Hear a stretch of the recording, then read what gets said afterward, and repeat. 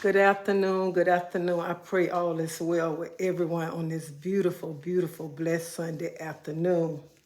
Remember, give God all the praises, all the glory, because He woke you up this morning. And thank Him, because today is a beautiful day, even though it's raining out here in Tampa.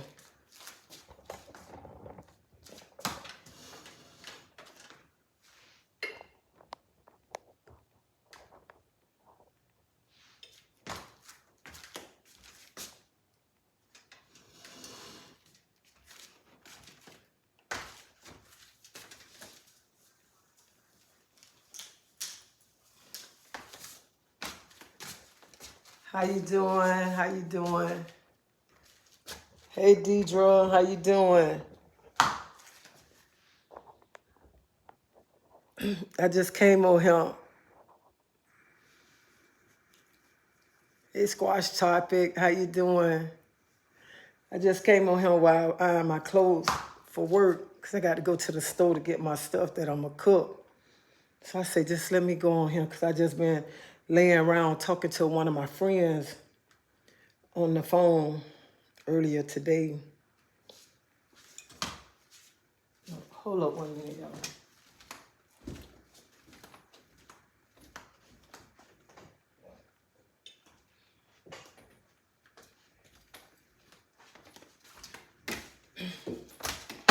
So my friend that I asked y'all to pray about, she passed.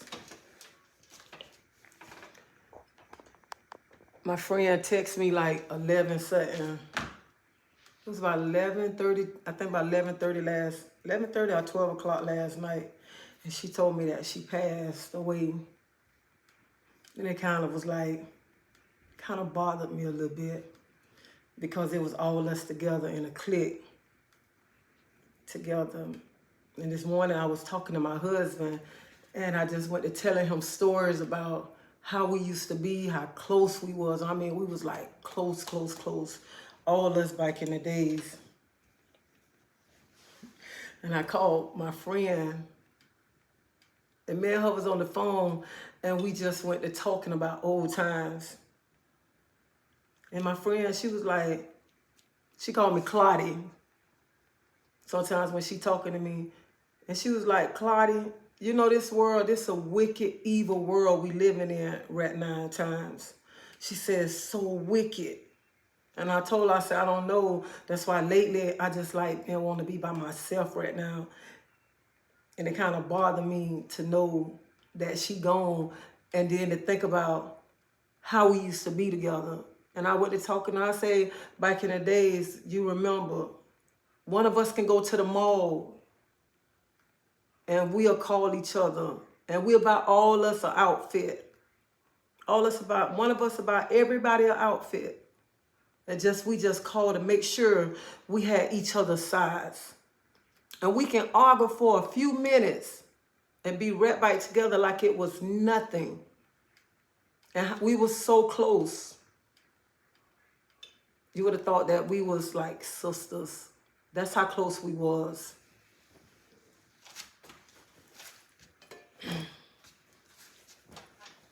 So I've been in there, I've just been looking through pictures. I've been just trying to find like old pictures of us. And me and her just sit on the phone reminiscing, talking about old times, we just talking about a lot of stuff. And when you can sit on the phone and you can talk with people you used to hang with and talk about good times that y'all had and not the bad times. I had her laughing. Let me tell y'all a story. I had her laughing this morning on the phone because I remember one time I went out. They told me they weren't going out. So I said, well, I'm going to go out anyway. I feel like I want to go to the club. So I went to the club and two girls they did jump me, okay? They did jump me. They jumped me. But I fought both of the girls. I fought both of them by myself. I handled business. And I ain't too much tell my friends them I had a fight. No, nothing. I didn't say nothing to my friends. Because I'm like, I had to fight. I took care of my little business. I'm good. Next day I'm laying in the bed with my 2 kids. I hear somebody beating on the door. Beep, beep, beep, beep. I run down the stairs. I see my friends, the one that just passed too. I see her and the other friend I was on the phone and the rest of them. They were like, get up, put some clothes on, let's go right now. And I'm like, what? Let's go, let's go. And went over there. And I had her laughing this morning. She was laughing so hard. That's how close we was. I mean, we stuck together no matter what. And me and her was just laughing about a lot of things. And I'm gonna miss her because she talk a lot of noise. A lot of noise. And she'll go buy you a plate of food and you ain't even much ask her. She come back, you know you owe me $10. You $10 for what? Because I bought you that. I ain't tell you to buy that, so you ain't tell me, but give me my $10. That's how she was. And to know her was to love her. That's all, everybody who hung together, that's how we was. We looked out for each other. So this morning I woke up, I was like kind of in my feelings. And I just been laying around just going through pictures and just been reminiscing about all the good times that I had with my friends. And that I can just pick up. I can just pick up and I can just call them and we can start talking like we was just together yesterday.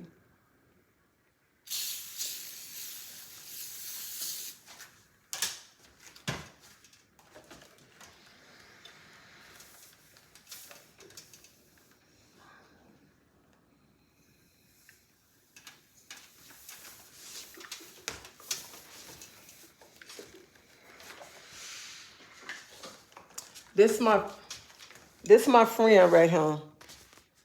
This her. And this is me. I think I was 20 years on him. I was pregnant with my daughter. I was pregnant with Peaches on him. Was I pregnant? Yeah, I was pregnant because I wasn't even much drinking then. So I was pregnant with Peaches on him. And we all was dressed alike. Some of us had this color on and some of us had dark brown on. And that's when we first...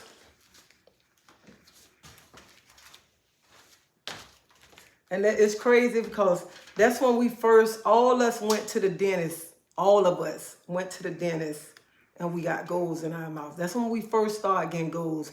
We went to the dentist, we got our mouth done, got our goals, and we took the goals to the jewelry store. And they got diamonds in their mouth and I got rubies in my mouth. So we did everything together. Everything together. And every day we was together. Every day.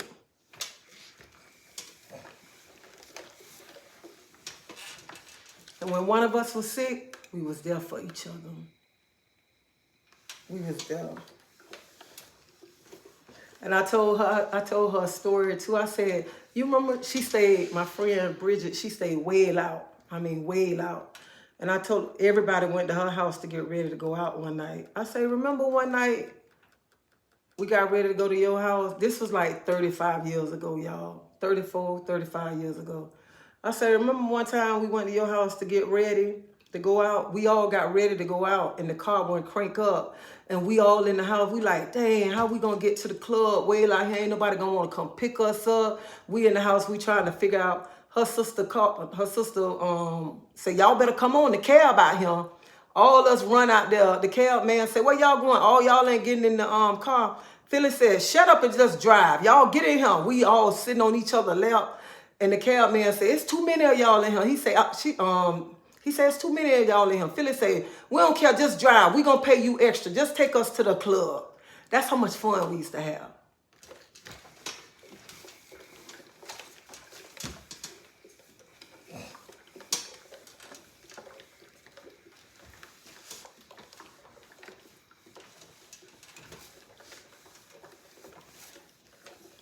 And that's why I get on here and I tell y'all, take care of yourself. Take care of yourself. Her blood pressure was so high that it bust one of her arteries to her heart. So make sure y'all take care of yourself.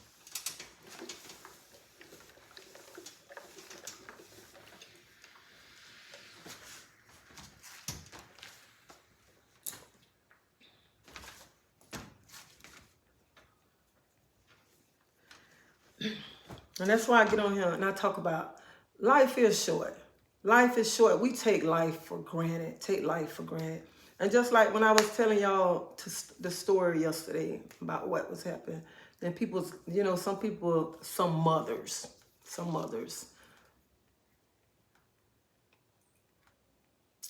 So some mothers, okay, they say, well, why he had to call you? Why he calling you? What mother want to see their child get in trouble? And see, some mothers don't think. And I hate to say this morning, but I don't care who get mad. But it's sad when your own people try to come against you to say stuff. And it's sad. It is so sad to be like that. That is very sad. And then some of you mothers who sit back and say stuff like that, that is you. I mean, I don't know how y'all feel, but I prefer that, because what mother would want a child to be out there getting in trouble? I never understood that.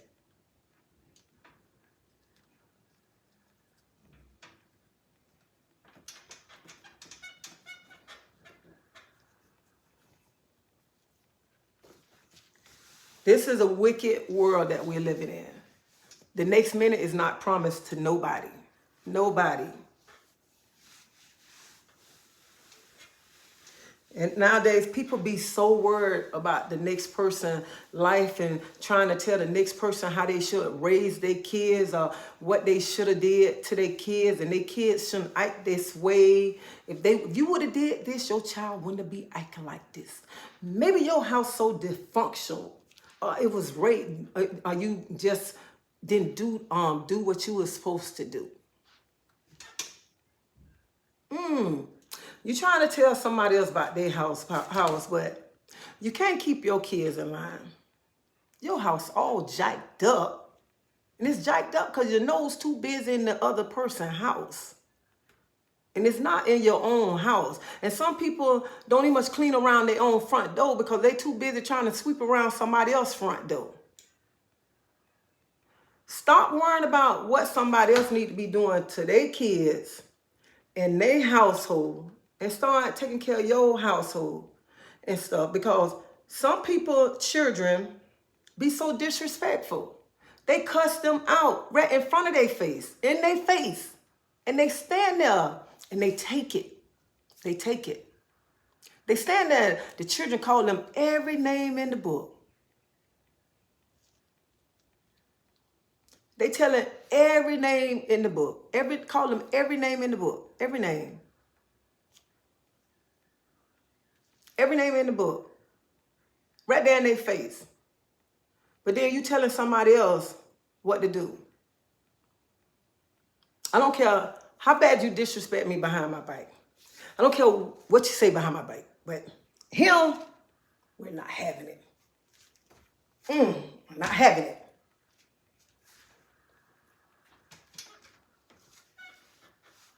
Because it eat me up in the inside.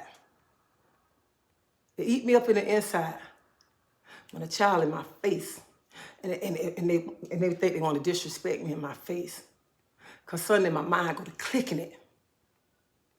Something go to clicking up there. I think I go to losing it. I begin to forget who I am. When you're my child and you in my face and you want to disrespect me, I think I go to blinking out, okay?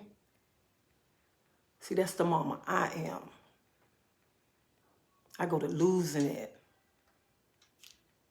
I think some screws come loose up there.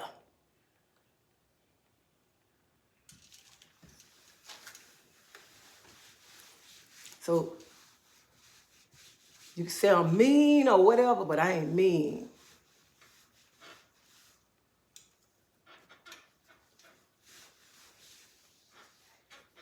I think them screws just come loose when it in my face. And no, I don't blink out and come back.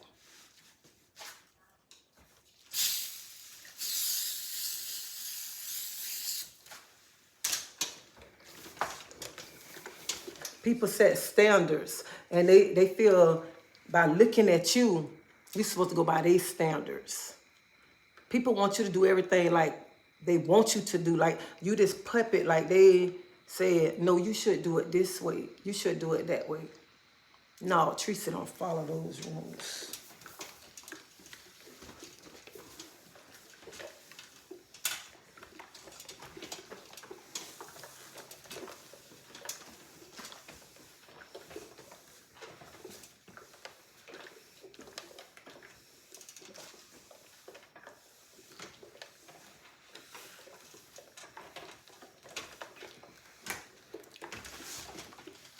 And I feel like this, what real mother? What real mother? You stand there, tell me if I'm wrong. Which one of y'all mothers stand and let your child stand in your face and disrespect you? Tell me which one of y'all on here do that? Tell me that.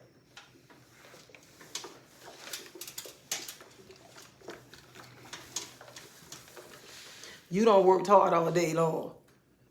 So which one of y'all do that on him?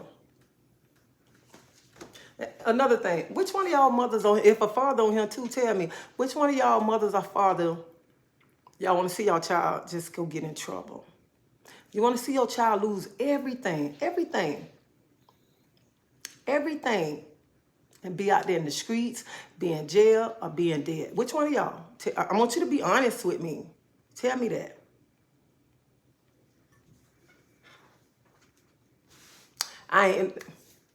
For those who think I'm mental, do it look like I'm mental? I ain't mental. I'm not mental, okay? I ain't mental. I ain't mental, I'm just happy.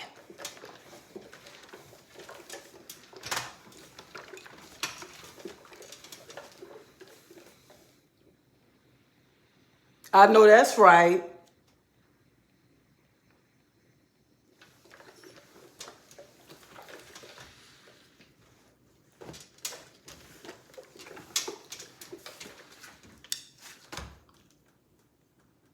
Dysfunctional. I never stayed in never. My house was never dysfunctional. Always had a happy house. Oh, no, I always had a happy house because I never had a house full of company.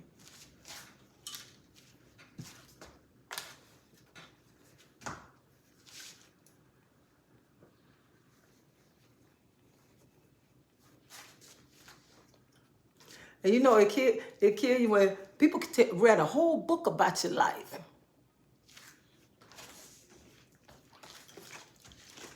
And you find out stuff you ain't even much know about your life.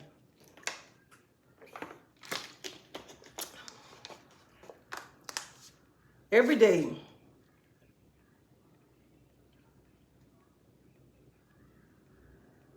Every day. I say, when somebody asks what I be looking at, I don't be thinking about what I'm gonna say. But every day this what I was saying this morning. I said, people say my house was dysfunctional.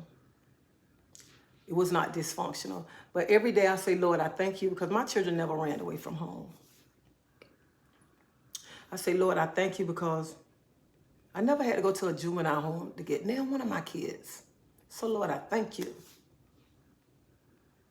I never really had to really go down there and take bail money to really get my children out of jail unless hard hit one time. That's it. So, Lord, I thank you. I thank you. Because when he told me he was going somewhere, he went somewhere else. That's it. So, Lord, I thank you.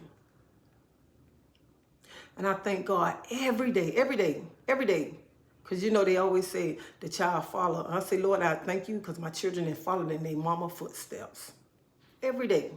My children want a street runner like their mama. So Sometimes you got to sit back and you just say, thank you, Lord. Thank you. How you raise your kids up. So you mothers on here, you did a good job raising your kids. When them children start acting up, don't you beat yourself up because you did a good job raising your kids up. And don't let nobody make you feel bad, no matter what they're going to say. Because people going to say something anyway. They're going to say something because they can't handle their children. They can't handle their children. Their children doing all kinds of crap. All kinds of crap, but they throw stuff up about you.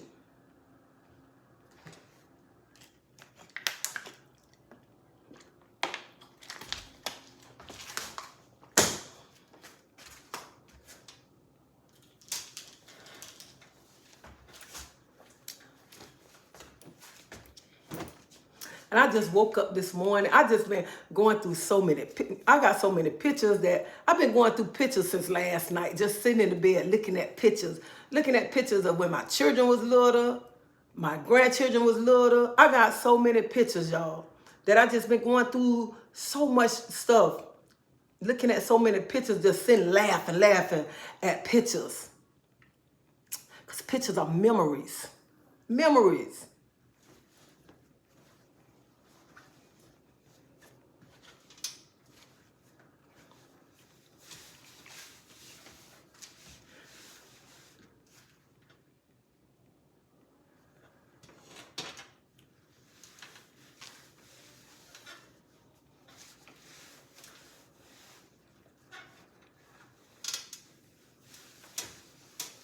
So the reason why I'm talking about this morning, because I don't know, I just feel like that somebody probably was gonna get on here just like going through something today. You might be going through something with your child or something. And that's why I just want to say this today. Don't let nothing beat you up. You was a good mama. You did your job. You did your job. And people gonna talk. People gonna talk. I'm saying this, that people gonna talk, because every time I go on YouTube, you know, people make videos, especially about me and one of my kids and stuff. And you can't let stuff bother you, because people don't know the struggles you went through to raise your kids. People don't know the sacrifices that you did to raise your kids. And people gonna nitpick just to say anything, to have a story to say about you. But you did a good job. That's right, you did a good job. So don't never feel bad about anything. Anything. So when I was sitting there and I was looking at them pictures, I said, damn, Teresa, you did a good job. You did a good job till you got with your husband. Pat yourself on the back. That's what you do, girl. You did good. And that's what I did. Pat myself on the back.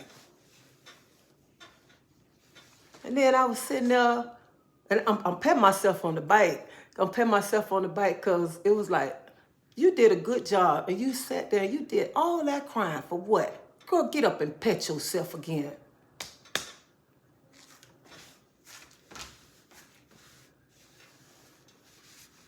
So anybody that's going through anything with a child this morning, get up and pat yourself on the back, because you did a good job, okay?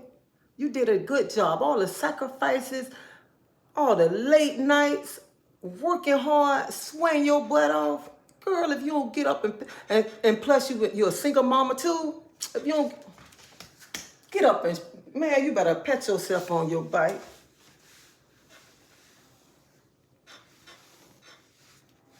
And then when another woman try to beat you down, and she trying to beat you down, and she went through the same thing that you went through. Hey, somebody.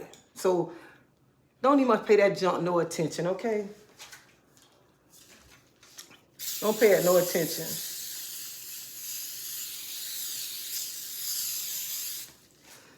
When I got out, because I started looking at it, then I sat in the tub in some water, and I'm steady going through pictures, steady.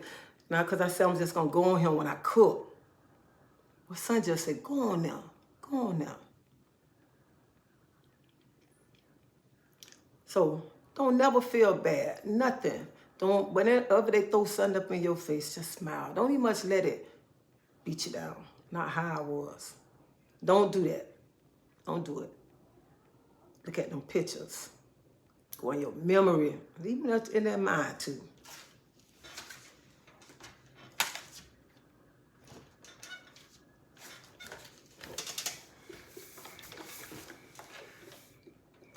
I got a salmon in there that I was just finna put the season on the salmon, but I got to go to the store. And I say, you know what? I'll just go on live and go ahead and iron my uniform. Because I cannot go to work wrinkled, y'all. I starch my uniform clothes every Sunday, okay? I go buy me starch. And I starch my uniforms up every day. I don't care how dirty I get, I'm going to starch these uniforms up. So this is what I do every Sunday. I starch my uniforms up.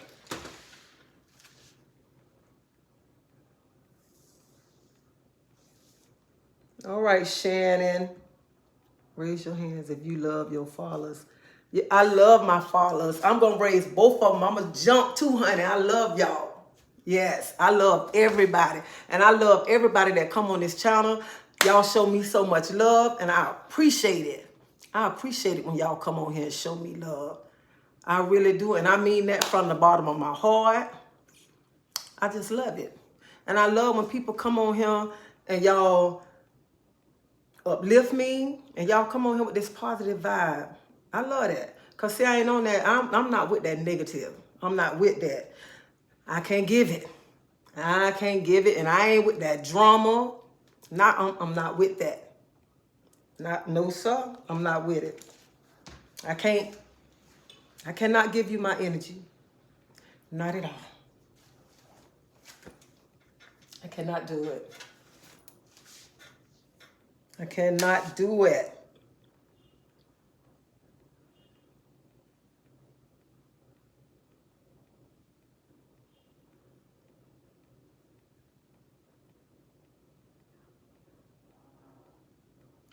And I'm doing fine today. Oh, I thought you was leaving. Sorry. No. Shade, that's a hand wave. Goodbye. Oh, I wasn't leaving. Oh.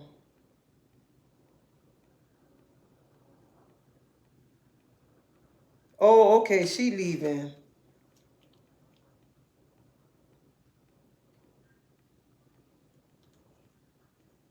I hate when my son do that.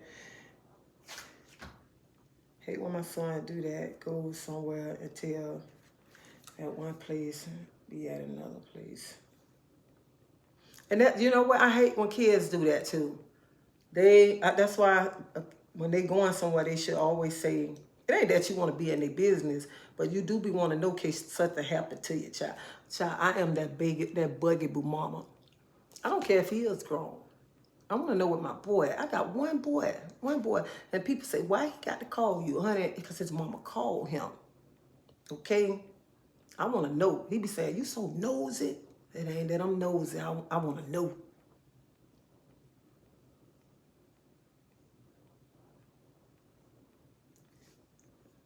I live in two group homes. I know dysfunction, and I ask God every day, please, Lord, give me wisdom and heal me from the trauma. Oh, I'm sorry, Shannon, you stayed in group homes. I don't like when people call their house dysfunctional. Tracy used to iron and starch my rude pants.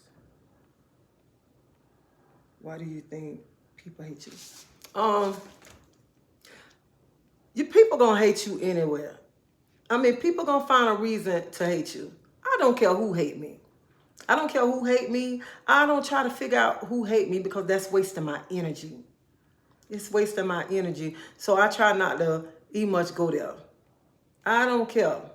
Because everybody not going to like you.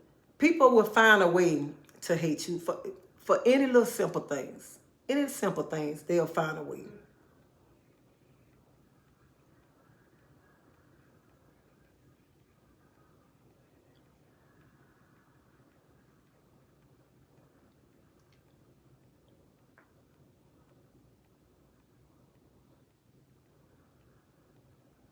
And some people, like she was at the group home, I understand, like, people be in situations, but it's up to you how you choose to come out of a situation. It's up to you. Because if you're going to continue to be mad at the world, you ain't going to never get nowhere. Never get nowhere if you continue to just say, I'm finna be mad at the world. Like the world owe you something. It ain't going to happen. You got to go out there. You got to get what you want. Because if you just standing here just being so mad at the world, just standing in the same spot thinking the world owe you something, you ain't going to never get nothing. Never. You got to go out there, get what you want. Prove what you want. And anybody can get anything they want in life. You just got to get work. Excuse me, y'all. You got to work for what you want. That's what you got to do. Just work for what you want.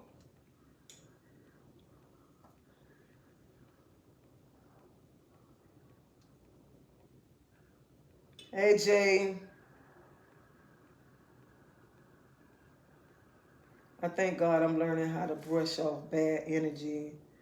Bye, CC. Davita. It was. And now I'm sitting here stuff like a pig. OT, what you cook? I definitely called my son. I don't know. I tell him I need to know where to start looking. Something happened.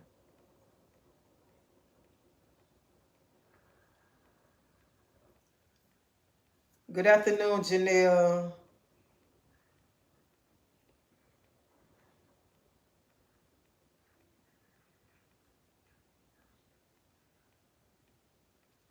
Oh, you cooked the stir fry with the shrimp and lobster tail meat, cabbage, squash, zucchini, broccoli, carrots, mushroom, and sweet peas. I made a great sauce and it was delicious. Look at you over there trying to show out. I bet it was good too.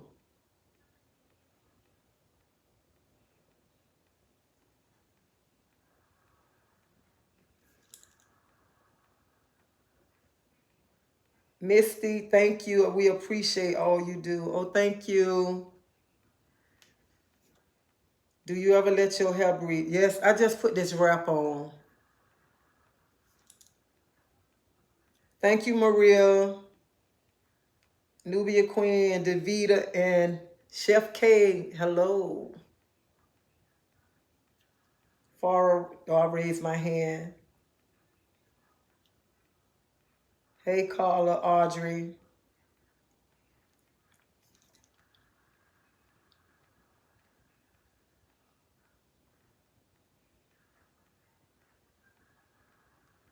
But no matter what, don't let nobody beat you up today.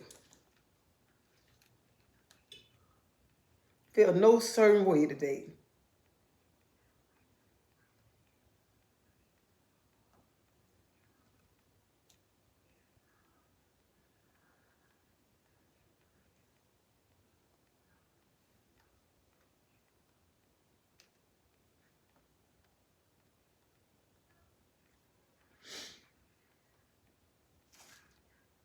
Hey, Christopher. Hey, Dolores.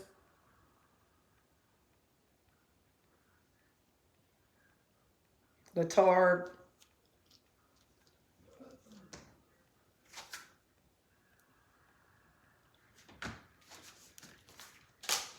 Yeah, but this morning, when I got up, I was when I heard last night, I was kind of feeling bad. Then when I got up, I started just looking at pictures.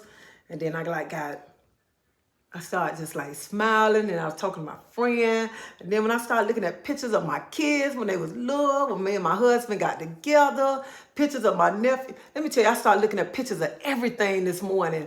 And it was like, I was just like getting excited. And that's when I said, picture yourself. So that's what you got to start doing. Because we let stuff bother you. Let me show y'all something. Let me unplug this eye. Listen here. I am finna be 55 years old in June. 55 years old. My mom gave me this card. My mom gave me this card when I was 30 years old. 30. Look at him. This how much I keep. I got every card. I love to keep my stuff for memories. And I take a picture of everything. And they be like, quit taking pictures, quit taking pictures. But I take a picture of everything. Look at him. I got this card for when I was 30 years old. And this is what my mama taped in him when I was 30 years old. 30 cents, y'all. This 25 cent, and 5 cents. Right here. She taped this in him 30 years ago. And I just pulled this out the hamper.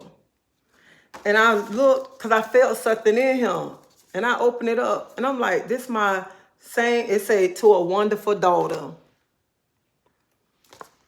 30 cents from 30 years, 25 years ago. 25 years ago. So this my son. And I was just like going through the pictures. Look at my children one Christmas morning, all three of my kids. So I was just sitting in there and I'm just going through the pictures.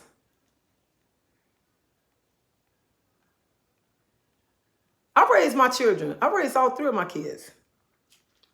So I'm just going through my pictures this morning and I'm just like, dang, I got so many pictures. I got pictures, my nephews playing football.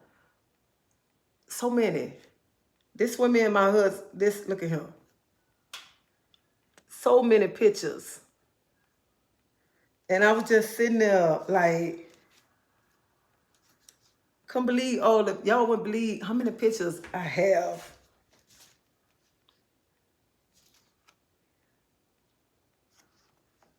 This is my brother. I never talk about my brother, but this is my brother. This is my brother in Peaches.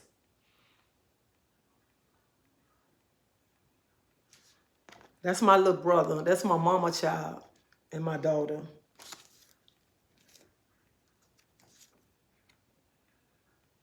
And I'm like, I was just going through so many. I say, dang, I got so many pictures.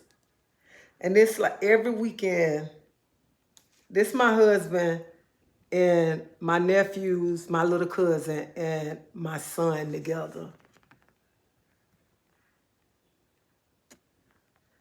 I was just going through the pictures. I say, dog, look how many pictures I have. Look at him. That picture there of Christmas morning, that's me and Peaches together.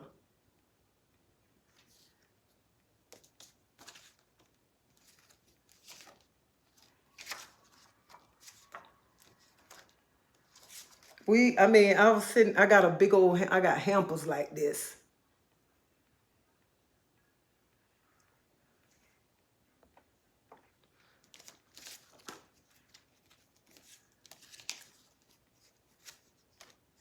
Look at that. Me and my three kids and two of my grandkids. Three of my grandkids. When I first only had three grandkids. My first three grandkids.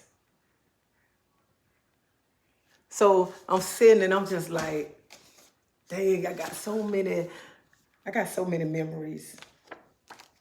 So many memories.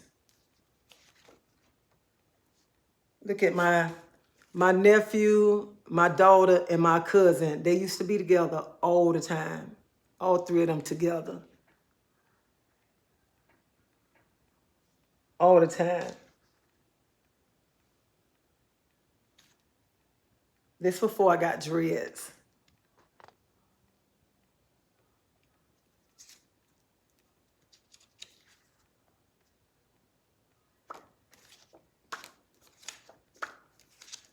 So y'all, this is what I've been doing this morning. I've just been going through pictures.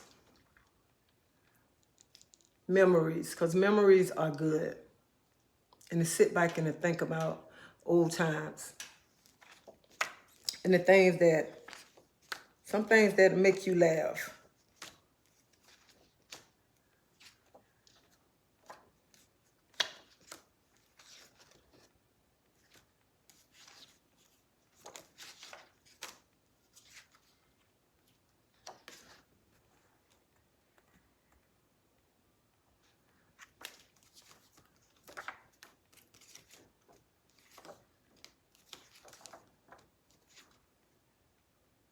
This was my kids' first. My husband bought my children cell phones for Christmas.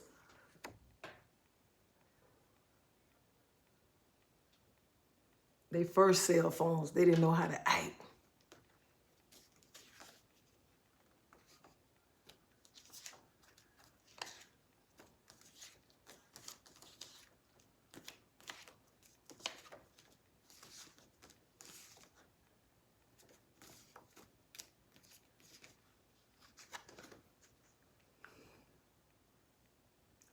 Two of my grandkids and my children.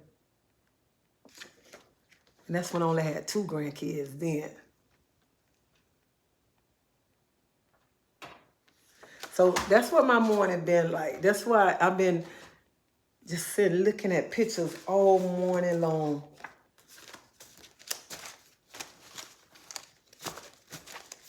I need to buy me a scrapbook.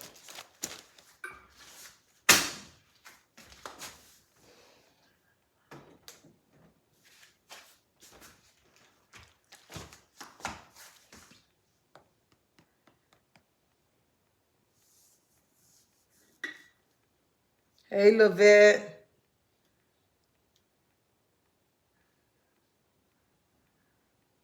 Oh, child, I used to wear short hairstyles. I was bad. I was bad. I wore a little short. My hairstyles used to be like this.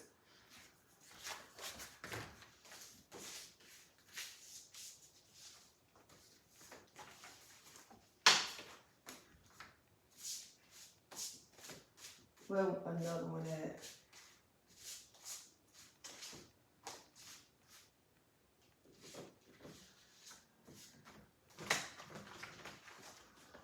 Yeah, that's all I used to wear is short haircuts. That's all I used to wear.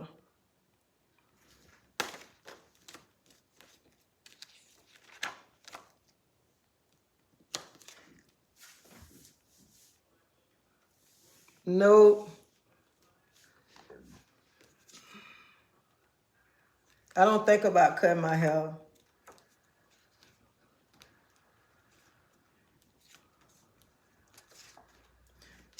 See, it used to be like this right here, like this one. That's how I used to wear it. If I didn't wear, if my hair wasn't done, I have a hat on, something like this.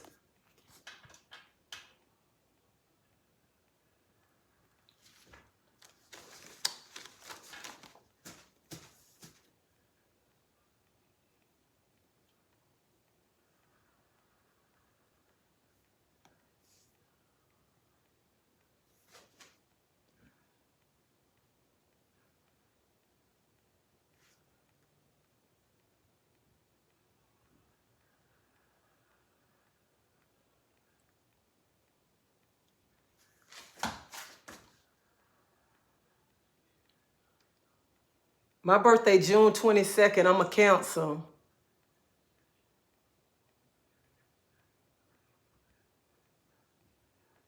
No, nobody never told me I favor Angela Bassett.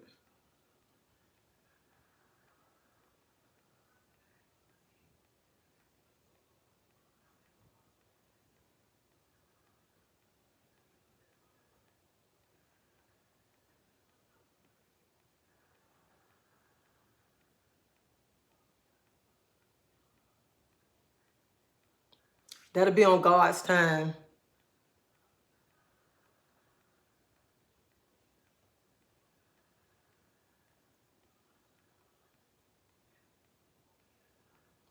Well, I appreciate the comment. I do. I appreciate it. Now, I ain't going to say that now. I ain't going to say that. I'll take that compliment.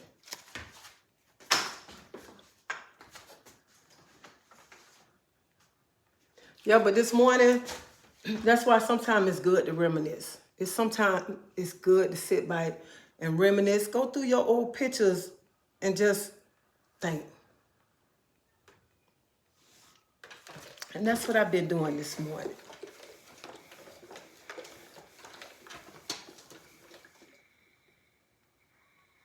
Oh, your birthday, June 15th.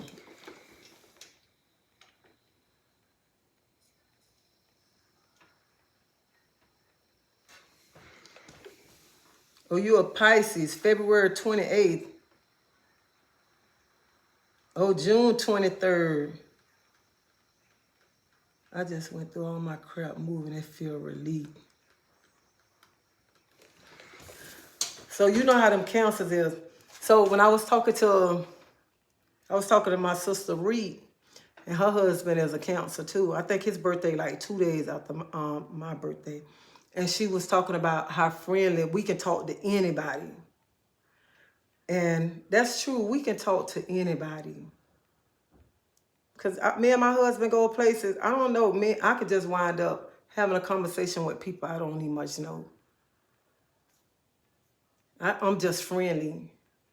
But for me to really just hang with you, I got to get to know you and build a wall up.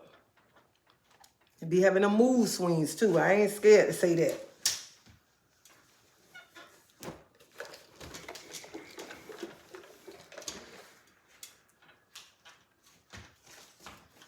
And shut down easy too.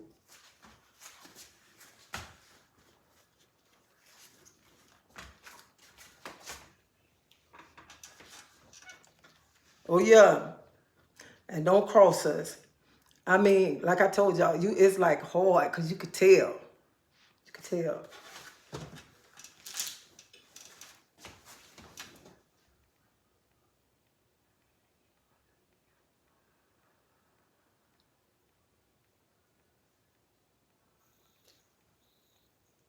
Thank you so much.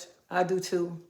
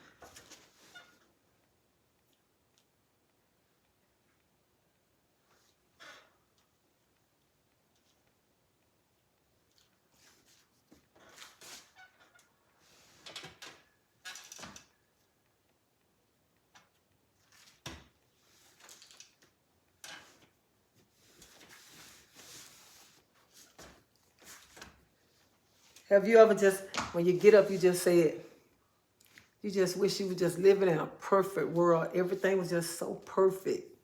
But in the end, you know it ain't a perfect world.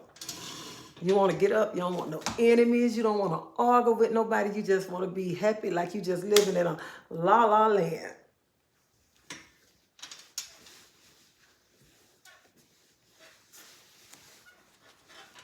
When I get out my bed, that's how I be wanting to feel. Like I'm living in a la-la land.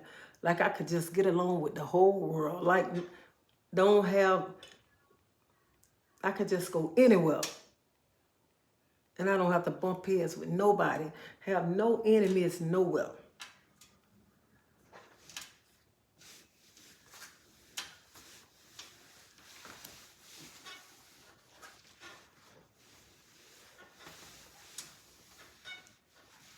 Be wishing you had that life.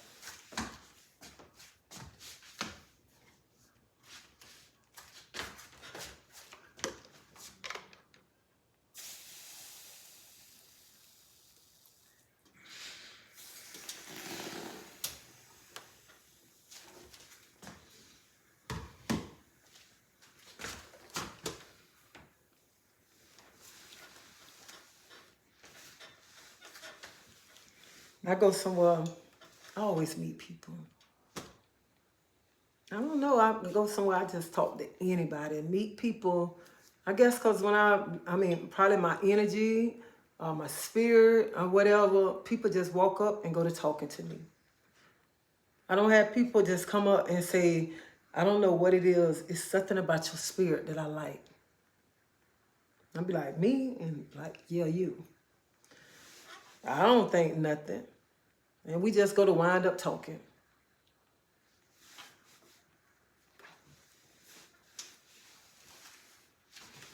And sometimes my husband be like, Teresa, you know them people? I be like, no, I don't know them people. And we somewhere, he be like, I'll be back. We can be somewhere and sitting there eating, and people just go to talking.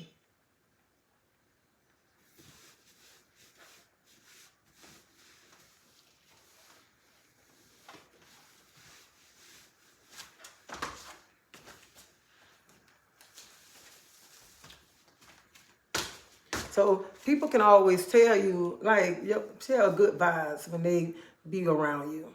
The people always can tell.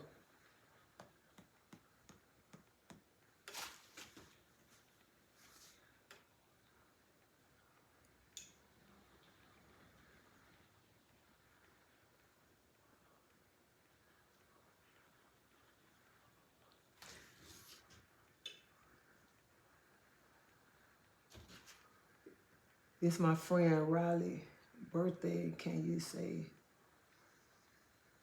Can you say?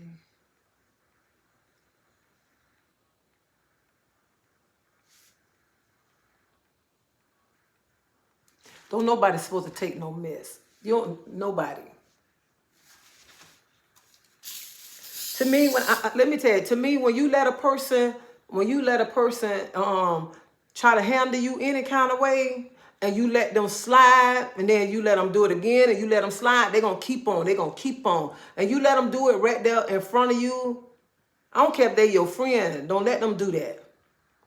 Because they're going to feel they're going to keep doing that to you. Don't take no mess from nobody. I don't care what sign you is.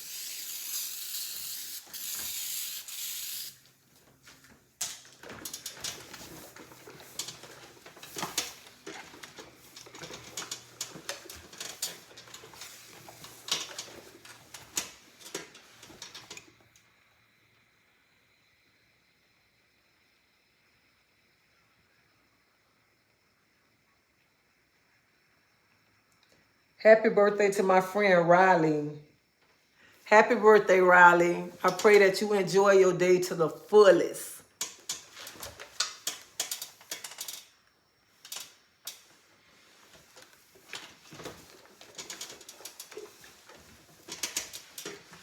You know, have you ever been around people, and when people do stuff to you, and sometimes you have to think, and you be like, you have to like, hold up, did they just say that? No, I know they just ain't say that. You have to like,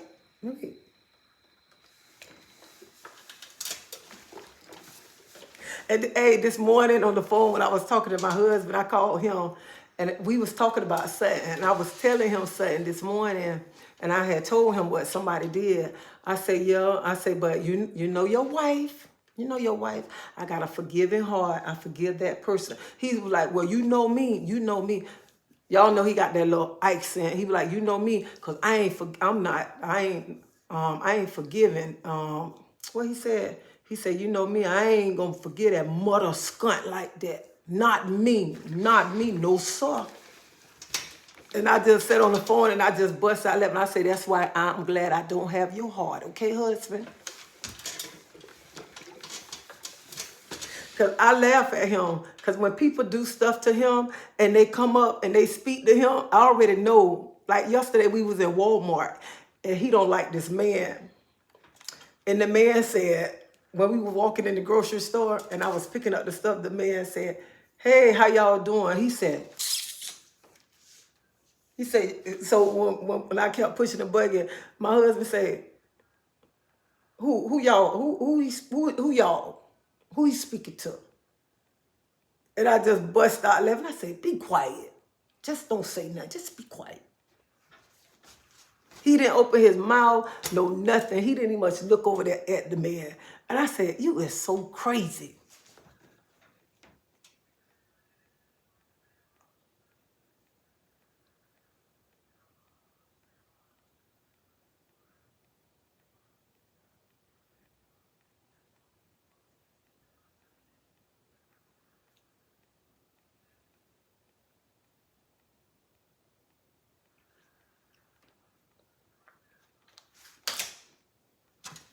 Oh, I told y'all, I iron my clothes. These my work clothes. And yes, I do starch my work clothes. So don't be sitting there talking about she got the starch. These are my work pants, and I'm starching my work pants. I am not going to work wrinkled. And I do this every Sunday.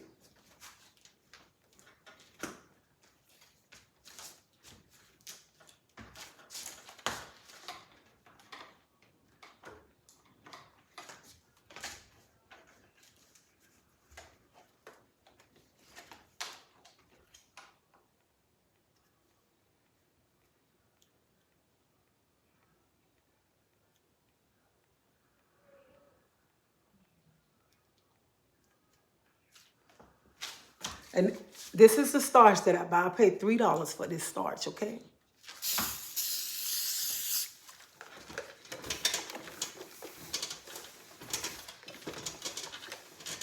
I iron them. I starch them up. Hang them up. I do this every Sunday. And I got to make sure I have a crease in my pants, a crease in my shirt.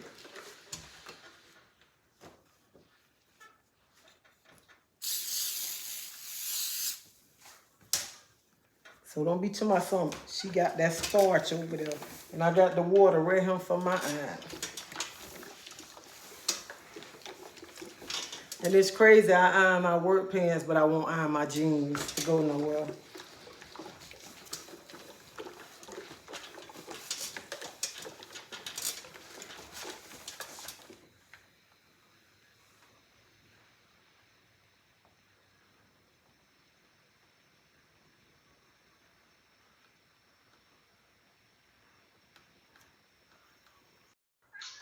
Hello?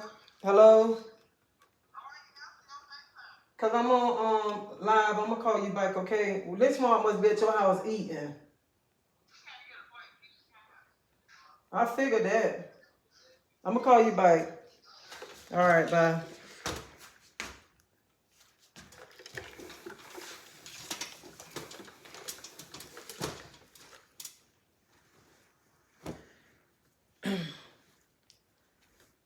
So I figured. I said on Sundays my daughter cooks Sunday dinner too.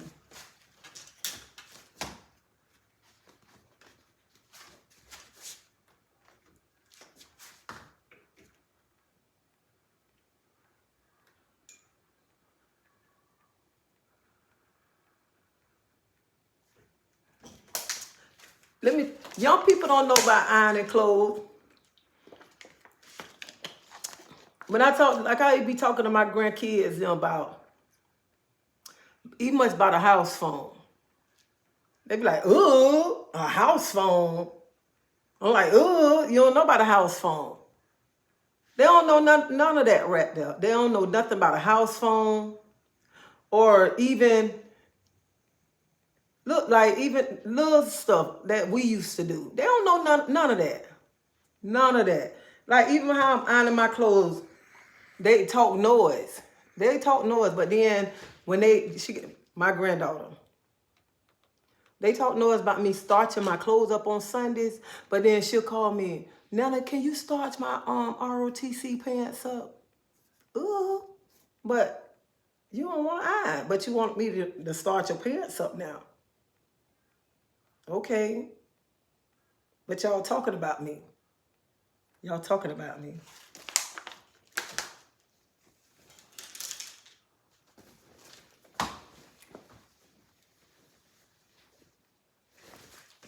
And I be looking, I say, dog, you acting just like me.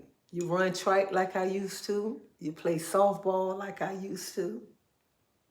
I say, look at you.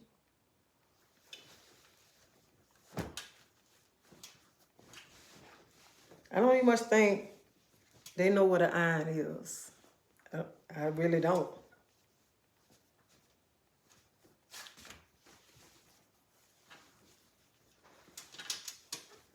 All these kids want to do is sit in the house on a game, or play on their phone. That's all they want to do. They don't want to do nothing else. Nothing else.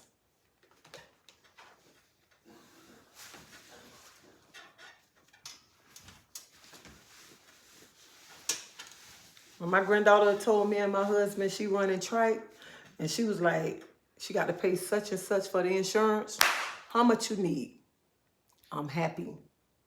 She said she was doing such and such. How much you need? I'm happy because you're outside. You're doing something.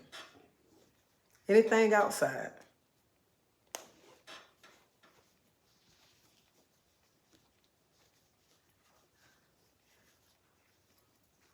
Because children don't know nothing. They be in the house all the time.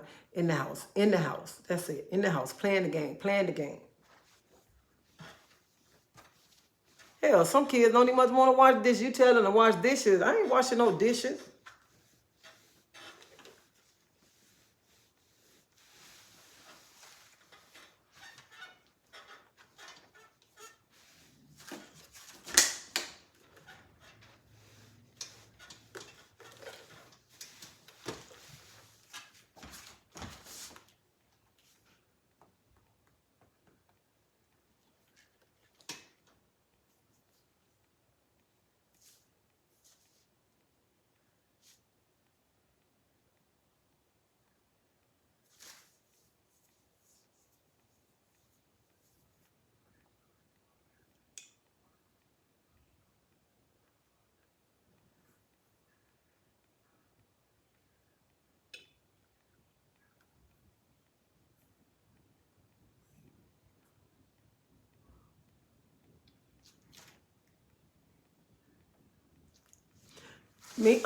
I do on Sundays. This what I do on Sundays. I have everything ready. I have everything ready for Monday, for the whole week. I have all my clothes ready, everything. And like now I'm getting up to go exercise in the morning time. So I try to have everything ready. Because I'm going to be honest with y'all. I lose my keys so much. I lose my keys just like this. And my husband be getting on me. Because I lose my keys. I can put them right there. And they can be right there on the corner, on the counter. And I'll be like, you saw my keys? You saw my keys? That'd be my problem. So I try to have all my stuff ready. And I always been like this. I have everything prepared. And I try to get everything prepared, especially because when I didn't used to have a car, and me and my kids used to have to catch the bus. So I used to iron my kids' stuff up all during the week. And we have everything ready. When we're getting ready to catch the bus in the morning, we just get up, get ready so we can go. So that's how I'm used to having everything. So I get everything done on Sundays. Have everything ready. So you single mothers out there, that's all you got to do. Start out getting your stuff ready Sunday night. Have everything laid out. And it's easy. So then Monday morning, you ain't got to be rushing, trying to get everything prepared. Not judging nobody. So I don't want nobody to take it personal. It's easy when you start having everything prepared for the whole week. And sometimes it be kind of hard to get everything prepared. But if you start preparing ahead of time, it's kind of easy. So that's what I try to do. And I've been doing that a long time.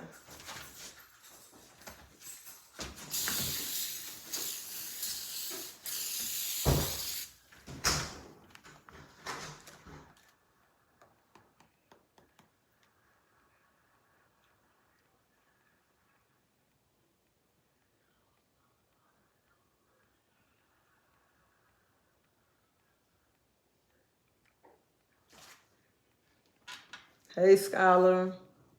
Hey, Stacy.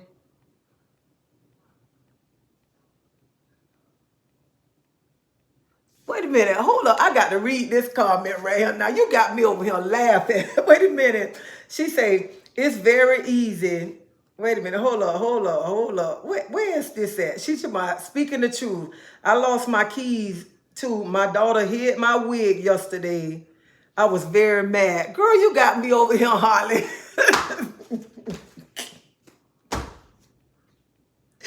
Oh, my God.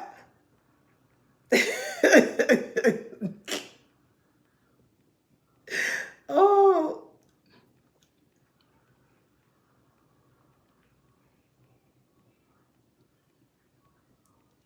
Yeah, I'm eating breakfast.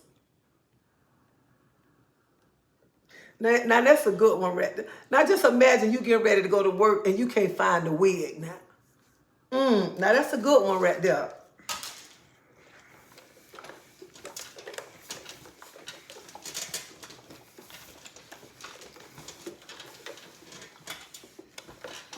So that's why it's good to prepare. Like even some like today, what I do, I make them little quiche, breakfast quiche. I make them for during the week, so I can get up in the morning. I can just grab one to take to work, and I can have that for breakfast. Or I go to the store and I buy me some fruit or something to have for me some breakfast in the morning. So I try to prepare stuff, but it's just me and my husband, and I don't have to do all that compared to if I had kids, little kids.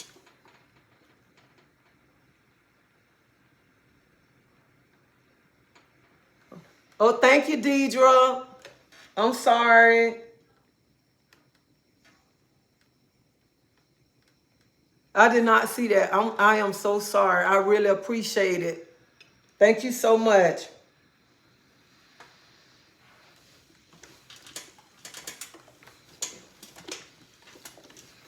I'm running my mouth and then I did not pay attention. So please forgive me. I really appreciate it. Somebody just asked me something. Locust flower. Since you don't eat meat, do you feel more energetic? I feel the same. I feel all right. But you gotta understand, I haven't ate chicken in about, this can probably gonna be like 29 years. And I haven't ate pork about 27 years. And the beef and stuff, it's been about 16, 17 years. But the only thing, you stop eating meat, you gotta make sure you got protein. Make sure. And make sure that's what you really wanna do when you wanna stop eating meat. Because sometimes, I'm not gonna lie, sometimes I'll be like, I want to stop eating meat. But I know that'll be very hard for me to eat much. Think about going back to eat meat because it's been so long since I haven't ate meat.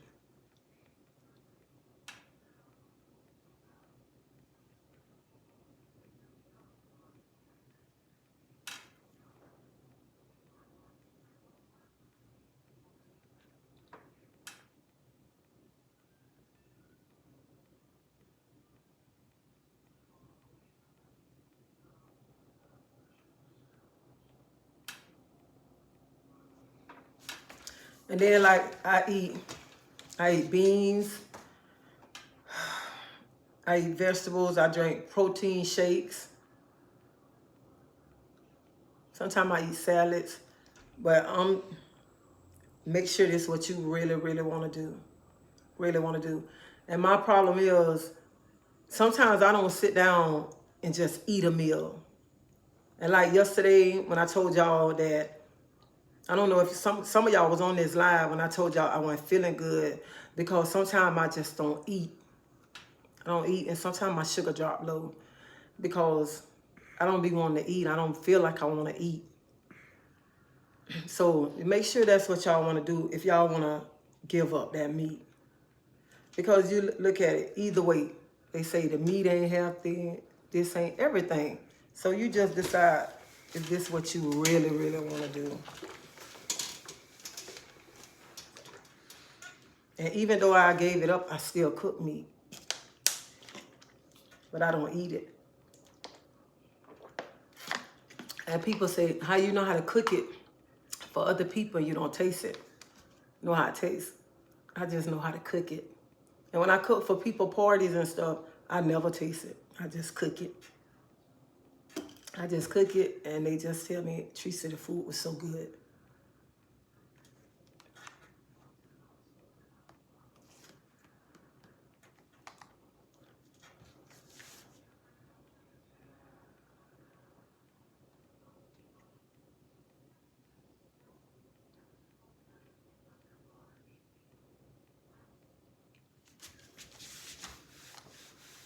Some mornings I get up, I'm going to tell you, I love me some oatmeals.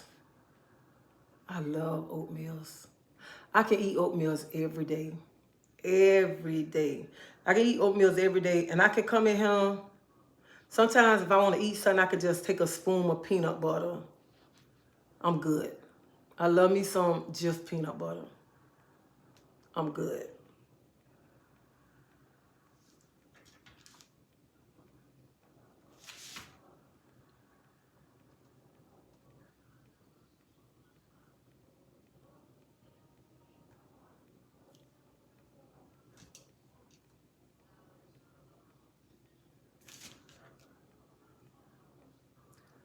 Teresa, can I ask why you gave up meat?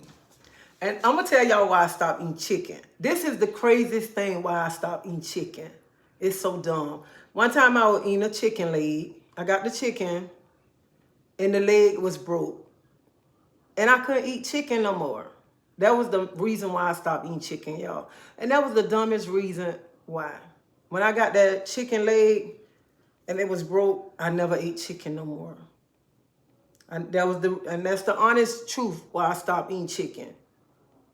That was the honest truth right there. And I ain't ate chicken ever since that day. Ever since that day. Because that one leg was broke. And I'm like, that was crazy.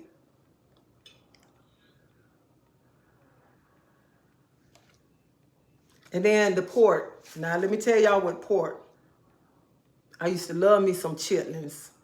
Because on Thanksgiving and Christmas, me and my sister always bought the chitlins and hog mugs. So one Thanksgiving, me and my sister bought the chitlins. It was Thanksgiving or Christmas. We bought the chitlins and hog mugs. And my mom, she cleaned them. Because that's the only person we'll eat them from. And my mama cleaned chitlins so good. When my mama cleaned them, it looked like a white sheet, like you bought it out the store. So she cooked them. And when my mama cooked chitlins, they don't even much smell. That's how good my mama clean and cook her chitlins. My mama take her chitlins, she take like 2 days, she clean them. She clean her chitlins for like 2 days, then she freeze them, and then she take them back out the day before, some days before Thanksgiving, and she re-go over them again. But she cooked them, she cooked the chitlins, and I ate them that day for Thanksgiving, one of the Thanksgiving or Christmas. And that day I was just like throwing up. And I'm like, maybe I was just sick on the stomach.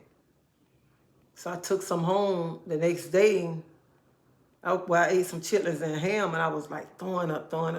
The next day I ate some ham, and I just kept throwing up. And I'm like, it's something wrong. So I tried to eat some ham again. I was throwing up, and I just stopped eating the pork. So that's what made me stop eating pork right there. And I haven't ate pork ever since then.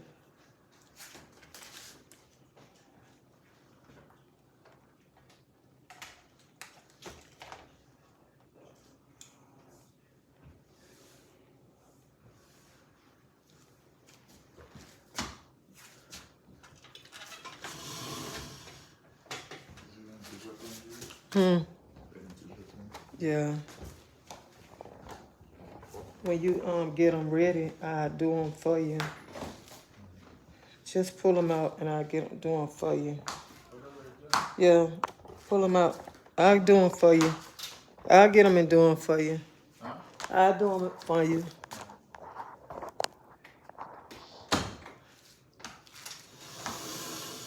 So that's what made me start eating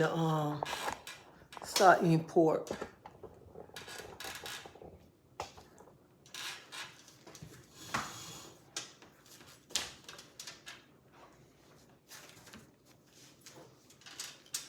But honey, them chitlins used to be the bomb.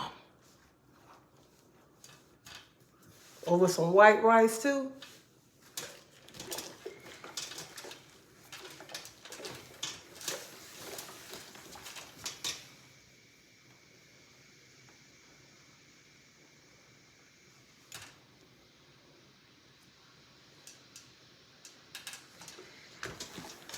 But when I used, let me tell you, when I used to eat pork, I'm gonna tell y'all, I used to like to eat the pork chop, fry the pork chop, and take the pork chop the next day and just take it out the refrigerator and eat it, okay?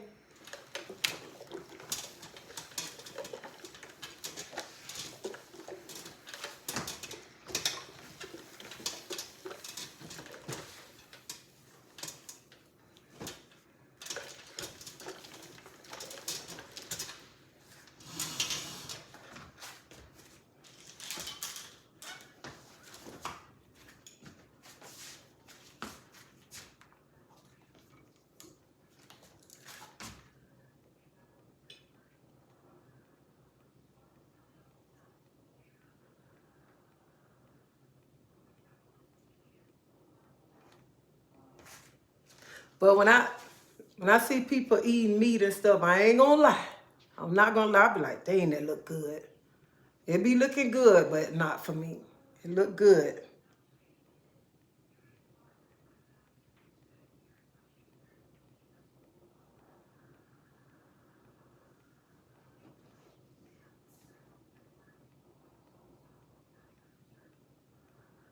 And if you, I mean, I was raised up eating chitlins. That's why I like chitlins. I used to like chitlins.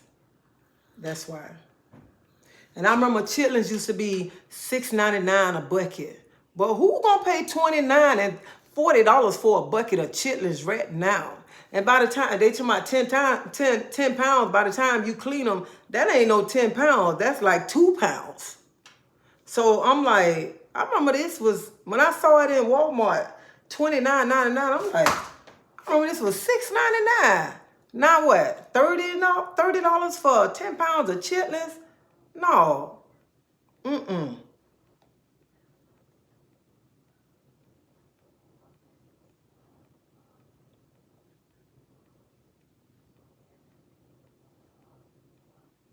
And I be seeing why people, like, I seen people go buy a bucket of chitlins and they say, oh, I'm through. In an hour? How you clean that bucket of chitlins that quick? I never understood that in an hour. A whole 10 pounds of chitlins. Honey, they say, you want some? I'm good. I'm good. Mm-mm. Not that quick. Not that quick. But I used to, and now I used to rather have hog maws than chitlins. Because them hog maws used to be good on top of some white rice. Thank you, speaking the truth.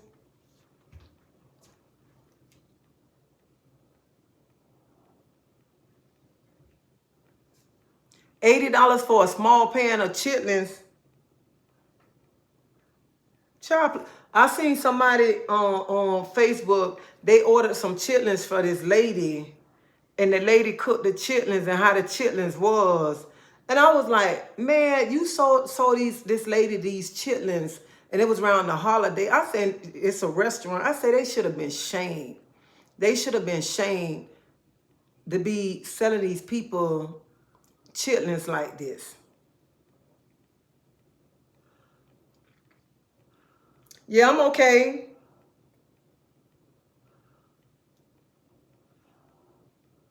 It look like something wrong with me. I'm all right.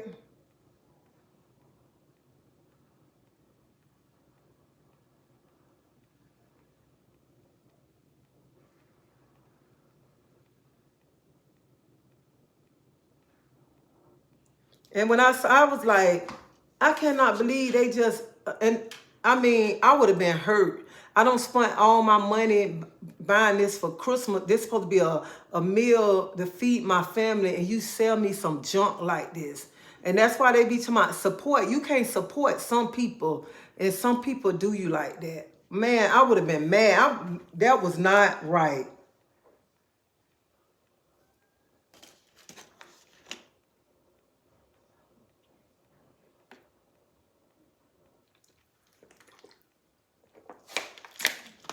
That was just too much money right there. But sometimes when people call me and they say, Tracy, would you cook something for me? And I tell them, I say, if you buy the stuff, if you buy everything, They say, how much you going to charge me? I say, I tell you what, you buy everything, and whatever God lay on your heart, you just bless me. Just bless me with whatever God lay on your heart. I'm not going to give you a price. Just bless me.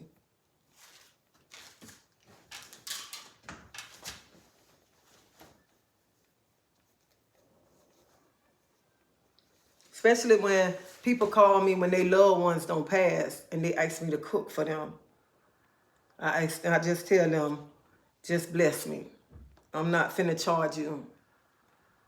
You buy the stuff, whatever God lay on your heart. If you want to give me, you give me. You don't, you don't. But just whatever. If he lay on your heart to give me, you give me. He lay on your heart not to give me, don't give me. But you just buy everything.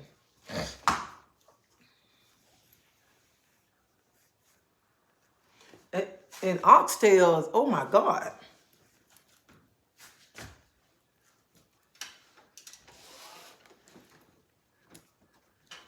Oxtails is so expensive.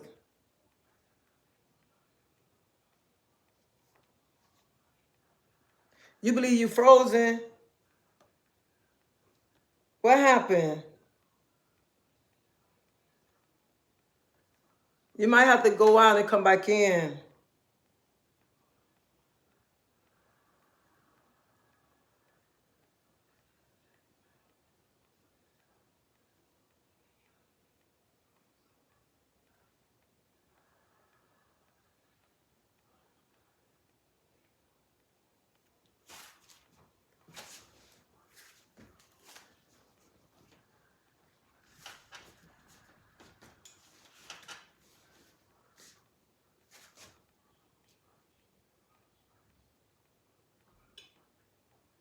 I remember the first time I ever tried to cook oxtails. Oh my God. That was the worst time ever. Them oxtails came out so doggone nasty. Ah, they came out nasty the first time, but the second time I got it right. That was the first time I ever cooked the oxtails, okay? But the second time, they was right.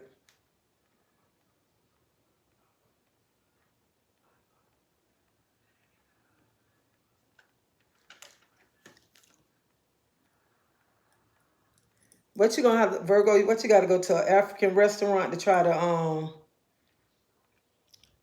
oxtail soup?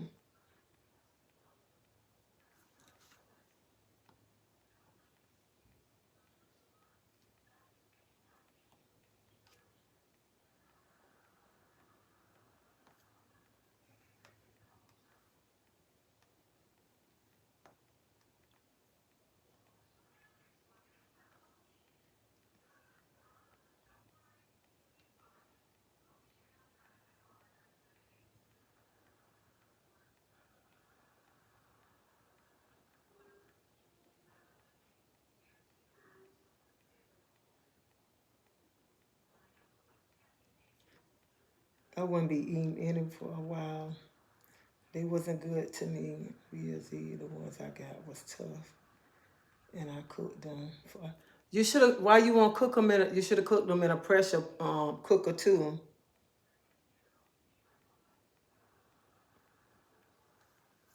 Who give you 2 big oxtails and 1 baby oxtails for $35?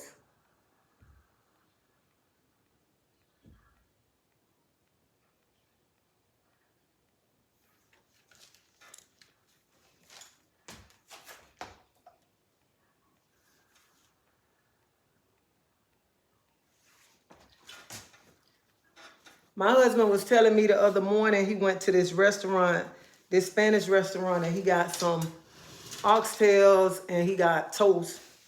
He said for $10, he said the girl gave him a lot of oxtails. He said he had to tell her to stop putting the oxtails on the plate. That's how many oxtails she gave him.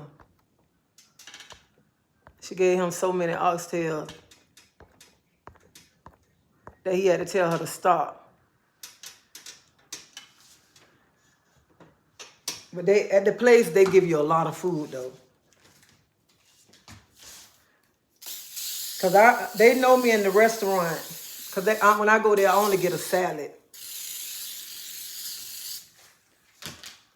Because I went there one day. I told them I want a Cuban sandwich.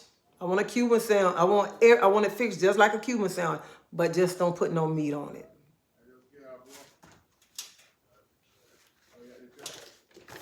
And they did it just like that.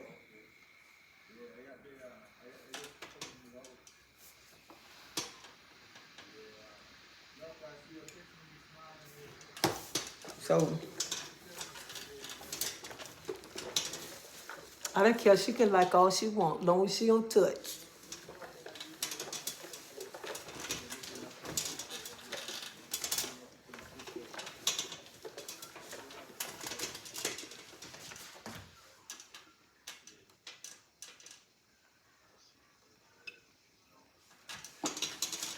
So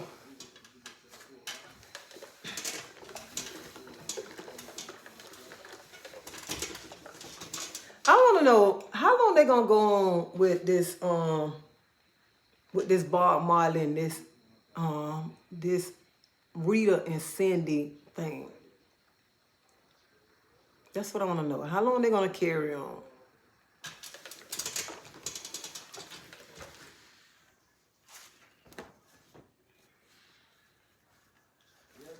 Every time you go on YouTube, somebody else throwing.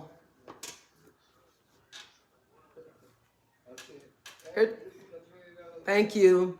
Every time you go on YouTube, they don't made another thing. I'm like, how long are they gonna continue about? He was so in love with this lady and this and that. I said, how long they gonna continue about a movie? Cause a movie don't came out.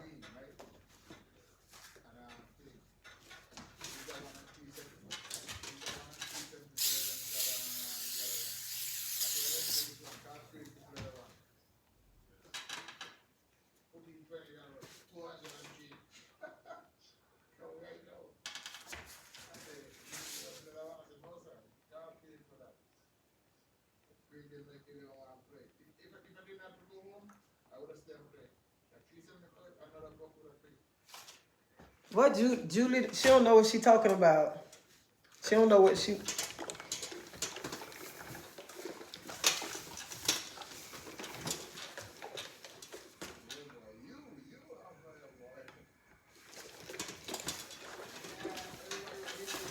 So have anybody been seeing the videos that they've been making about it?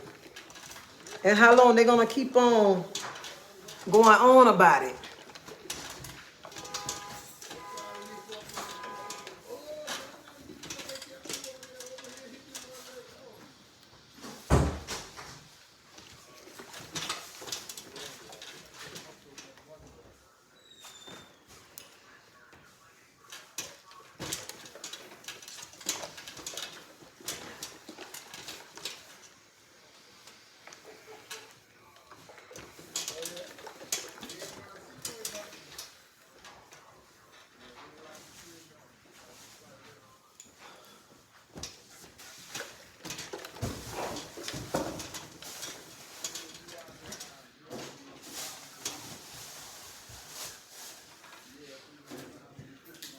Thank you, Davita.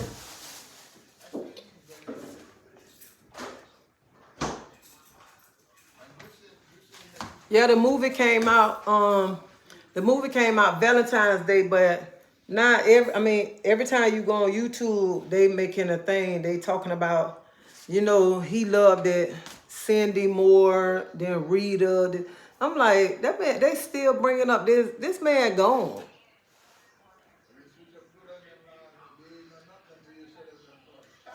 Yeah, I went and saw it. I went and saw it on Valentine's Day.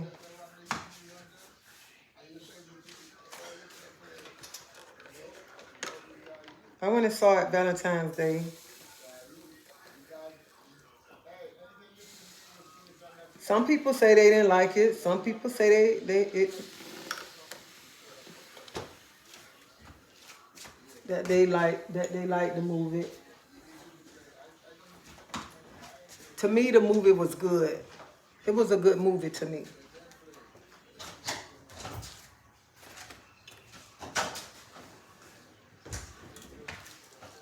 So I have no complaints. So how did you like it when you went and saw it Friday?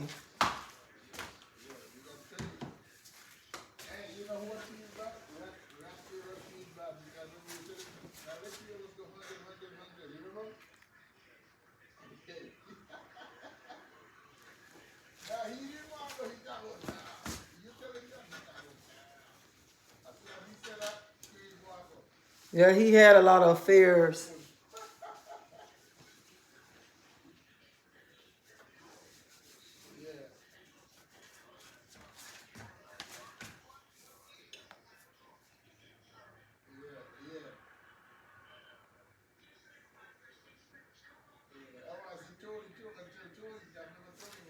Yeah, he was spreading that love. But my thing is,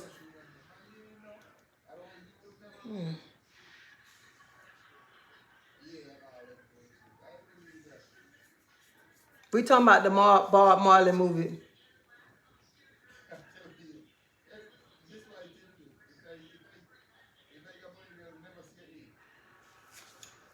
My thing is, like, people making a big old issue right now, talking about he loved this lady more than Rita and stuff. It don't matter if he was so in love with this lady.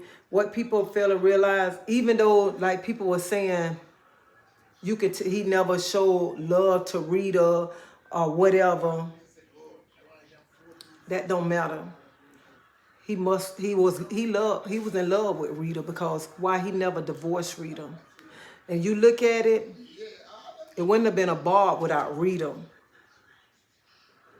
Because he knew Rita was a strong woman behind his bite. Rita had his bite. That's what the people missing. The people studied to my he was so in love with this woman. But he knew no matter what, Rita was gonna have his bite. That's why he never divorced Rita.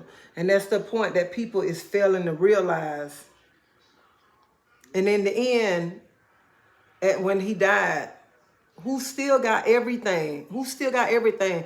And people say he got all these children mothers, all these kids mothers. Why only one of them just really just keep talking? You understand what I'm saying? And then then a side chick. A side chick. You study saying he was he was so in love with me. He did this, he did that. Yes, he was in love with you. He did this, he did that. The only benefit that you reaped out of that relationship was a child. And she still got everything. Everything.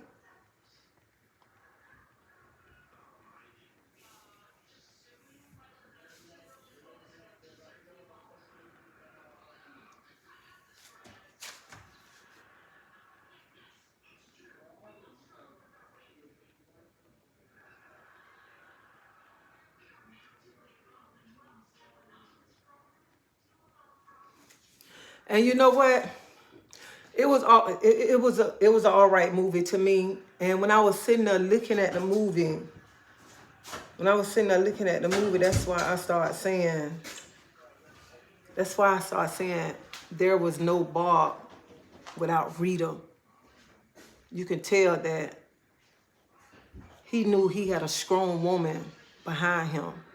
No matter how he did her, he disrespected her. He did a lot of things. And then, even though they fell out of love or whatever, and she had other kids, and he still did not divorce her because he knew what he still had. And people fail to realize that right there. If he was so in love with this lady, why he didn't divorce this lady and go marry that lady? And I just don't understand some women's, why is you putting this side chick way up here? You trying to put this side chick up here. And people always be bragging about a side chick. A side chick, you always got to remember, a side chick ain't gonna never be nothing. She'll never be nothing. I do not care if the side chick lived with this man for 30 years. She ain't gonna get nothing. She would never ever get nothing. You can live with that man for 30 years. 30 years. Something happened to that man, that wife gonna pick up and come right back, because that man ain't never leave her, never divorce her. And that's what some people fail to realize. And y'all study getting on there talking about, but she was his true love. Man, y'all better wake up. That was his true love. Why he ain't divorced her? If that was me, I wouldn't even be sitting trying to make a point because I'm sitting with a fat cow. Yeah. Look at my last name. Look at everything I got. And that's what people fail to realize. That's why sometimes when people sit and laugh at you and say, oh, I took your man. But when my man died, I'm kind of stepping back in the pictures because I got to make the arrangements. I got to do everything because, baby, you can't do nothing because you were just a side chick. Okay? And that's what people fail to realize. And see, some women, they boast in your face. They love to boast, especially when they sit and say, I'm taking your man. That's why I got your man. But you be so dumb when you be saying, I got your man. But you too busy trying to flaunt, I got your man and stuff. You don't even be telling that man to sit that make sure he don't divorce his wife to marry you. And he's still married to this woman. And then you can't do nothing when something happened to him. He go in the hospital, you can't even make no decision for him because he's still married. Man, please. But you want to sit and talk about his wife dumb and stuff. And he was so in love with me. Girl, you better go wake up.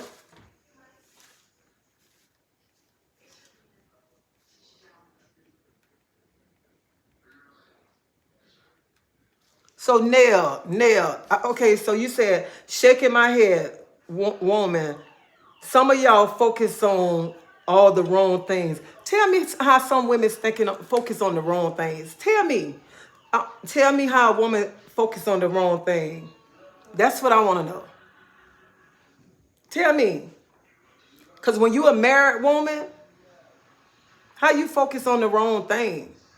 Because the only point I'm trying to tell you, baby, even if your husband leave you for another woman, and he be with that other woman for 10, 20 years, and he don't divorce you, and he die, that other woman can't get nothing because he's still married to you.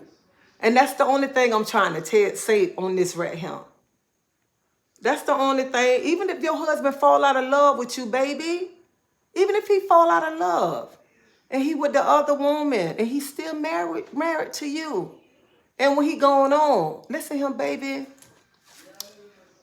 he can leave you. He can leave you and be with that woman 20, 30 years, and he's still married with you. And he been on that job for 30 years, baby. That long job he been on, guess who gonna get it? That side chick ain't gonna get it. Honey, that wife gonna get it. Everything that he owned, that wife gonna get it, okay? Everything. That side chick don't get nothing. So that's the only thing that I'm trying to say, you know what I'm saying? Because see, sometimes when a woman try to take your man and they try to rub it in your face, but see, sometimes side chicks, they forget. You can take the man, but you better make sure he divorcing that wife. Cause see, some side chicks be so happy that they got the man now. Oh yeah, he gonna divorce her. He'll tell you that and be with you all them years. And he be saying, I ain't finna divorce my wife, cause I know this lady might have his kids. Something happened to him. He gonna make sure she's still taken care of. Because there was something about that woman. It was something about her. Because he knew he messed up. And he had something good, but he messed up before. So don't even much go there, okay?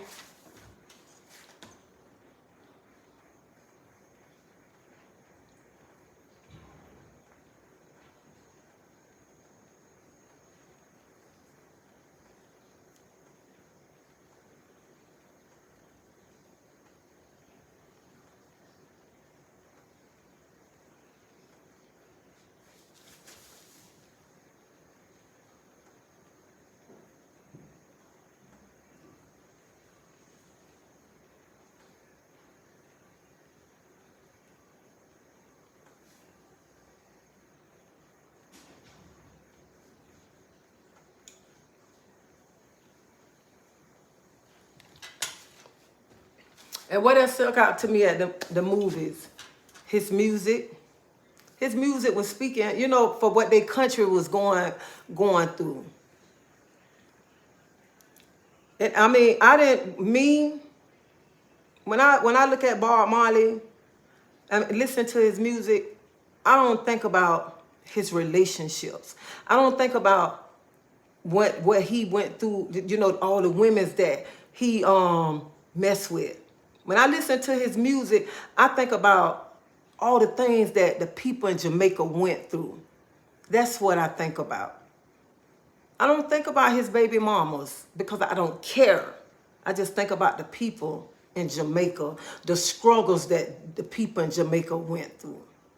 And when I hear older people from Jamaica and I hear people from other islands, you know, talk about the struggles they go through. And when I hear stories that my husband tell me from in the islands, and I hear that music, that's what I think about. So when I was sitting there in the movies, and you know, that's what I was thinking about. So I wasn't really thinking about his baby mothers. None of that. And with Rita, I just thought about with her that he had a strong woman backing him. That's it. And that's the main reason why I love Bob Marley and his music, because I think about the struggles and everything that Jamaica went through, all the little islands out there that they went through. And the things that we have here in America, when we was growing up, compared to what they had in the islands. They didn't have the stuff that we had growing up here in the islands. And when I hear the stories and stuff, it made me appreciate it. Even when my husband took me to the islands the first time, it made me appreciate. So that's what I was thinking about when I was looking at that movie. And when I listen to his music, that's what I think about.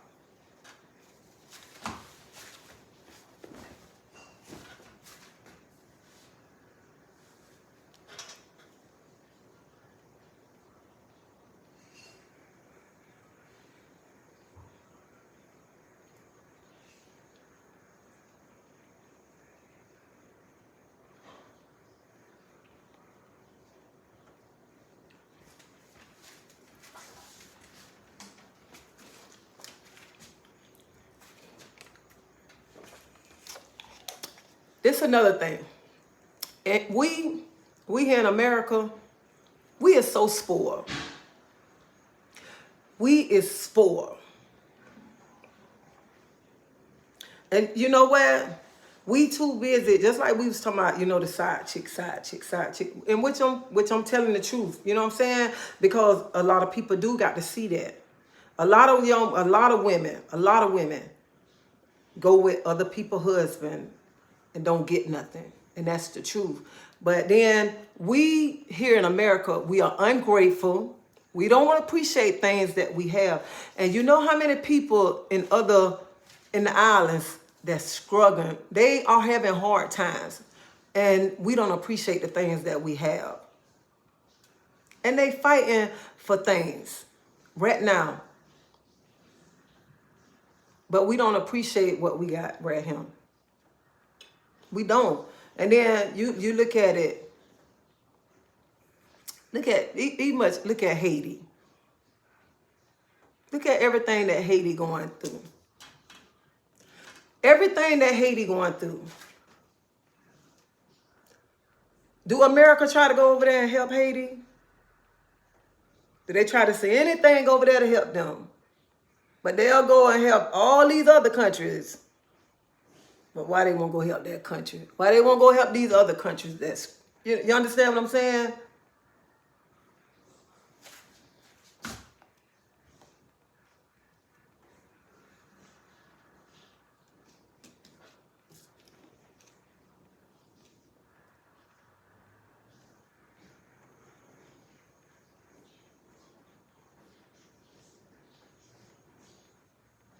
And they're okay, I'm older than you, okay.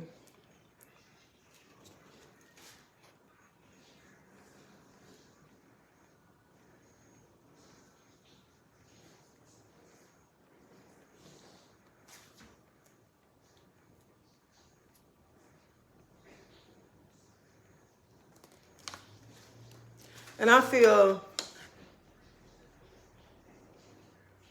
we as women, we should know our worth. We should know our worth. We shouldn't settle for nothing. Nothing at all.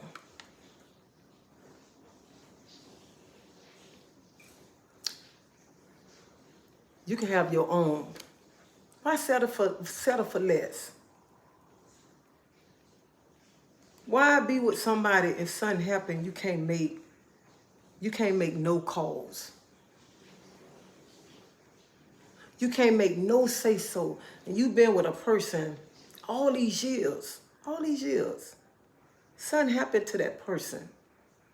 And you can't have nothing to say. Nothing.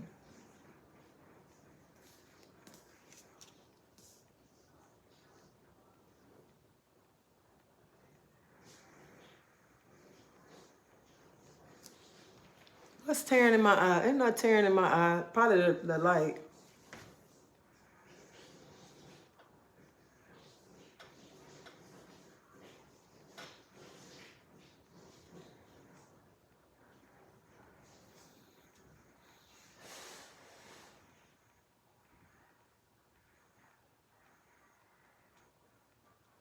Yes, they would do. Yes, they do have to, as a woman or a man, need to know your worth. You do not have to be a side chick or a side dude. Seek someone who will be for you and you. And you can't flourish together. No disrespect will be tolerated. My opinion, our country is going. They need to start him first. Those homeless people all over.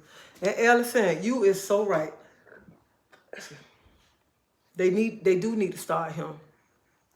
They do need to start him in our country.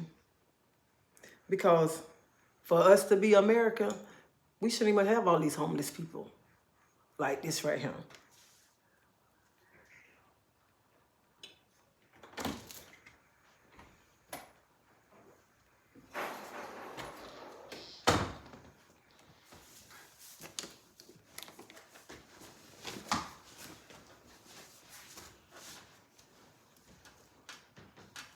So she got here with the food. She say what? So she got here, Oh, child food. Yeah, whatever. macaroni, she is so good. You know what? He coming in here to my son. Tree said, he called my daughter Greedy. So my Greedy said, she got you down. Her macaroni tastes good. I knew that's what he was when he was, Oh, they're trying. So she make, look at it. He got to come over here. He want to boast about the plate, okay? He want to boast. Iranian biscuit.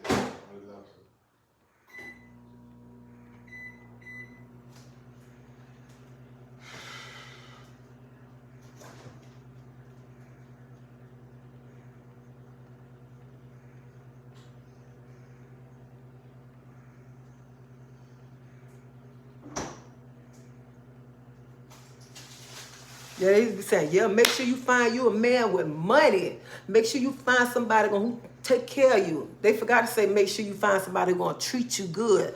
Money ain't everything. You need a man who's going to treat you good. You need a woman. Wait. This is what you need. You need a man who's going to treat you good. You need a woman who's going to treat you good. You need a man or a woman who's going to hold you down. Somebody who's going to be with you when you're down. They're going to be with you when you're up. That's who you need. You don't need somebody, got to go find somebody who got some money, who's going to take care of you, and you need somebody who's going to treat you right. That's who you need. Because, honey, money ain't everything. You can find you a person with money and they treat you like garbage, okay? You don't need that. You don't need that. You need somebody who's going to love you. He going to love you no matter what. He going to love you no matter what you bring in that relationship. When you're down, he going to love you. She going to love you too. When you ain't got nothing, still going to love you. Gonna love you no matter the hard times, the bad times, good times, no matter what. Gonna love you no matter what. That's what you need in your relationship.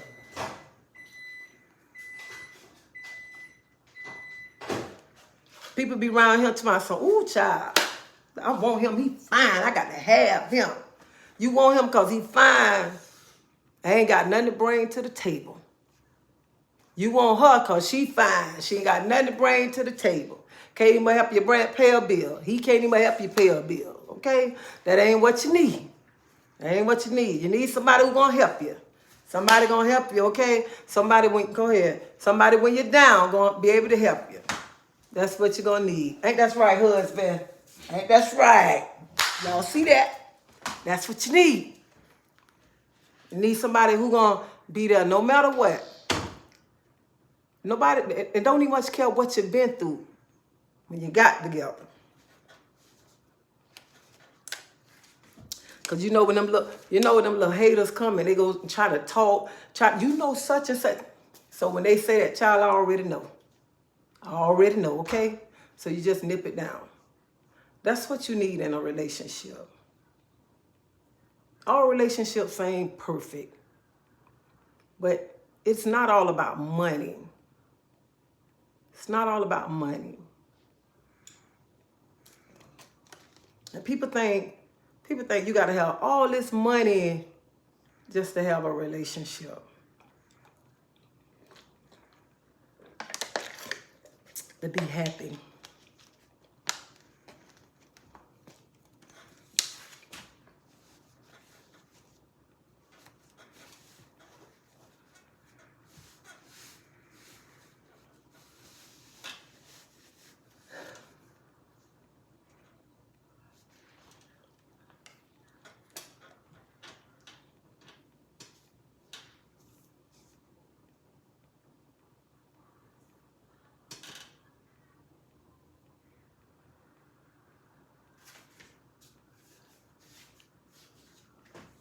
And I ain't saying nothing wrong against people who ain't married. You know what I'm saying?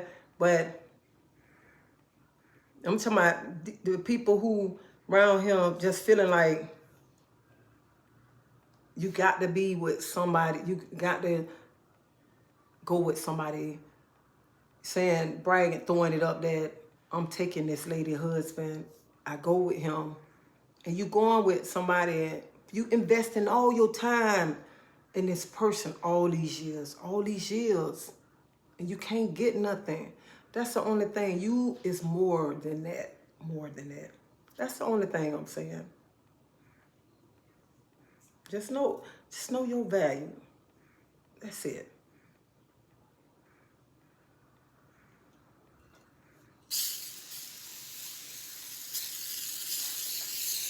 I don't want nobody to say that I'm trying to, I don't want nobody to feel bad, like I'm trying to say nothing bad towards nobody and stuff. So don't nobody take it personal.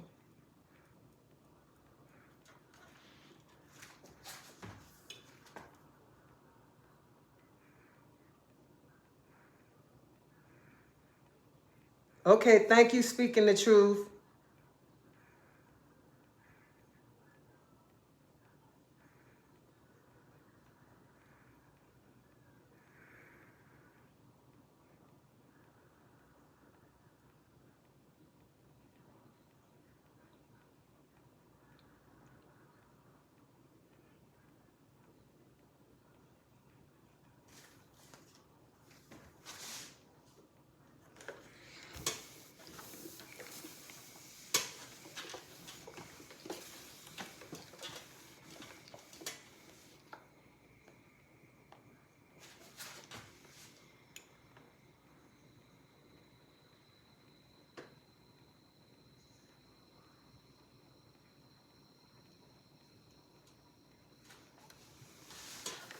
Hey, Colette.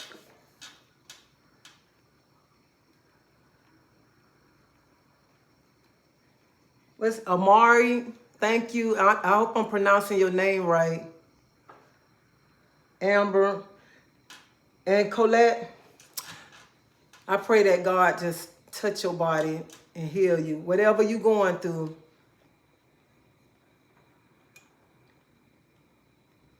I pray that he touch you. I got something in my eye. I pray that he touch you from the crown of your head to the sole of your feet with his precious blood and just heal you.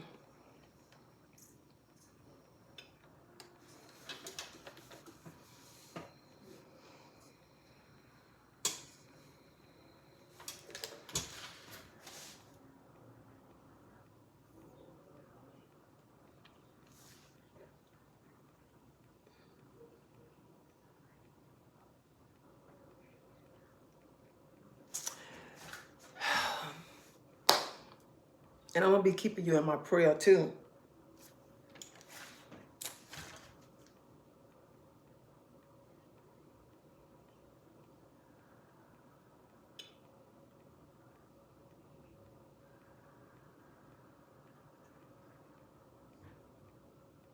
You have a nice day, speaking the truth.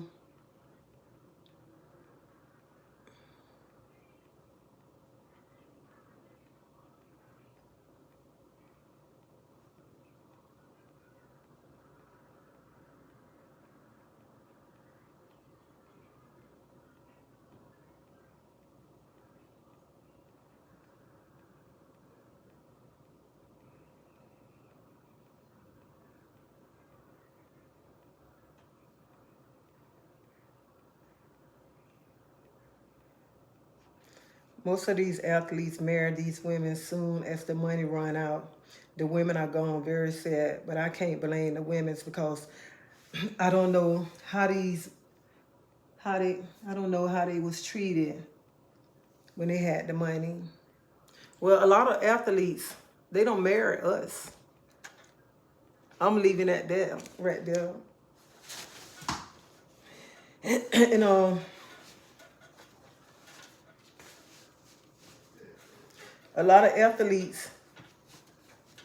a lot of athletes, they cheat. They cheat on their wives. They don't know how to have one woman either.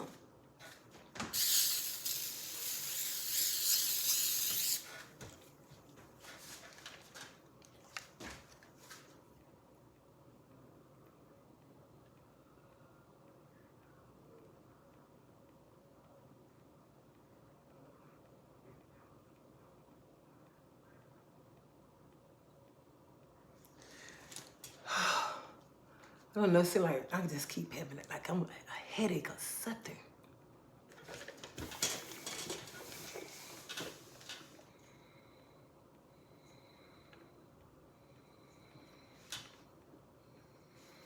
Good morning, Tasha. Good morning, afternoon. I'm finna say good morning, afternoon. Oh my God.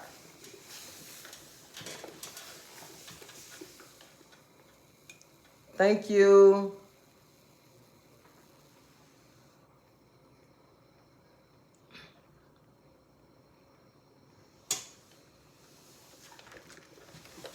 I'm all right. I still got to iron my shirts for work. I got like 5 more shirts to iron. I know this woman who is with a married man for years. For years.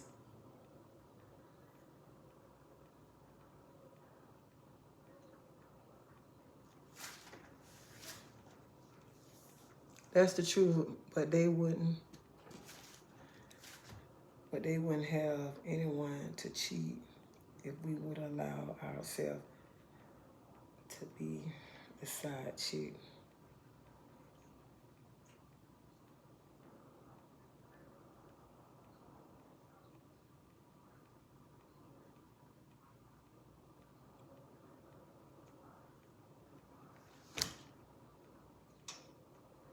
That's true. What you said to my that's true. What you say that's true, but they wouldn't have anyone to cheat with if we wouldn't allow ourselves to be the side chick. That's why I made that face like that, like.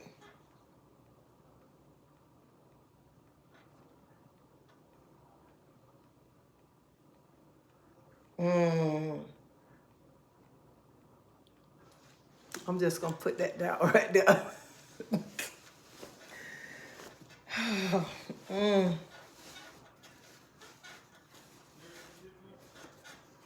So you think that's why they cheat?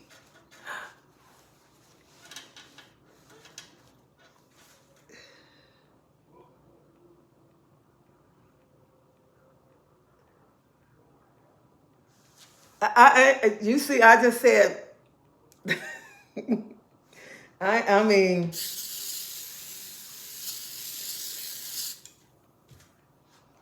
I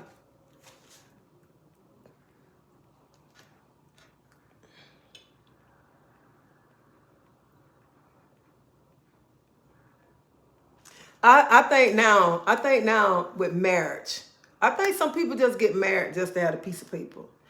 Am I lying? So that nowadays, that's what some people just, the piece of paper. Some people just say, I got the name. You belongs to me now. That's what some people say.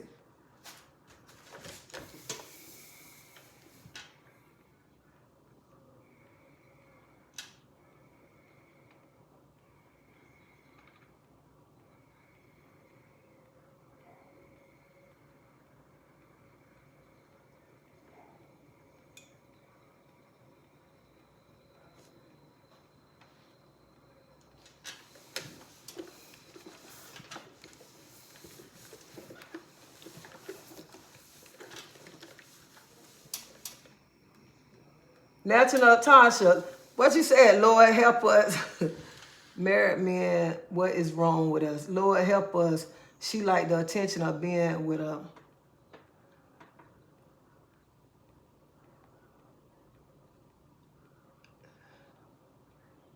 Absolutely not. What I'm saying, if a married man approaches a woman, okay, he said absolutely not what I'm saying. I'm saying if a married man approaches a woman, it's that woman's choice to engage or walk away. Okay, I understand what you're saying. Men's not getting enough out of a marriage. Too much to lose. People nowadays don't respect marriage or know the true meaning of marriage. That's true what you're saying.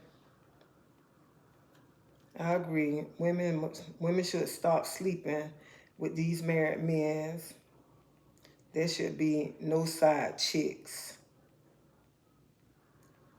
Okay, so folks still ironing with starch. Yes, I am still ironing with starch. I'm ironing my work clothes, okay? So don't be on there laughing at me. I am using this to iron my work clothes. I am not going to work wrinkled, okay?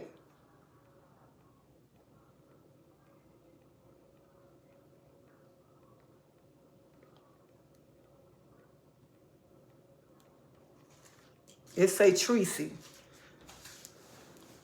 Do you think I'm supposed to wear wrinkled? Look how wrinkled this shirt is. Do you think I'm supposed to go to work with a shirt like this wrinkled? No, I'm going to put a crease in my shirt. So that's why I'm ironing my shirt.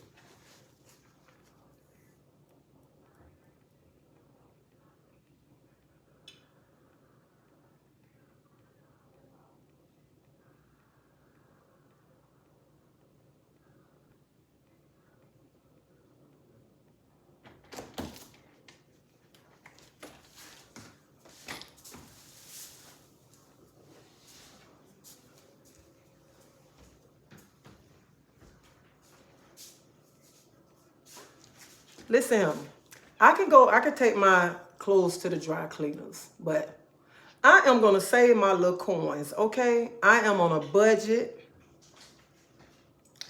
and I can buy this for $3, and I can get my little happy butt right here, and I can do this. I am old school, okay? I am old school. And I'm going to use this right here. And I got my, look at him. I got my water, and I'm finna put some red on in this iron.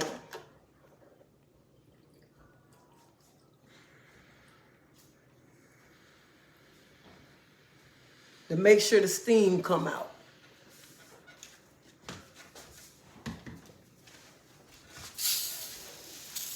And I'm gonna hit it just like that.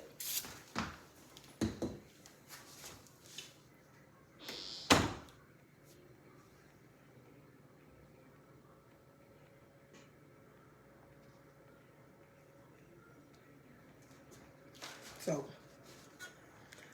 this the real, y'all know I'm old school. Even I have a can opener. Like I told y'all yesterday, I have a can opener. And I still like to use a knife to open the cans up. So I am old school.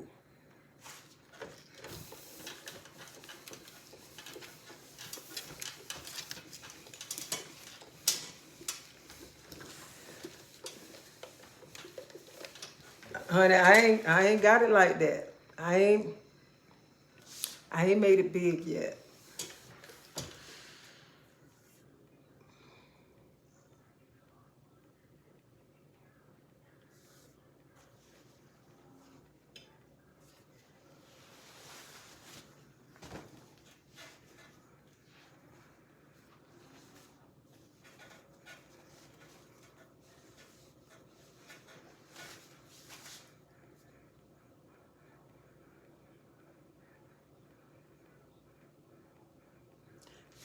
Very happily married. Very.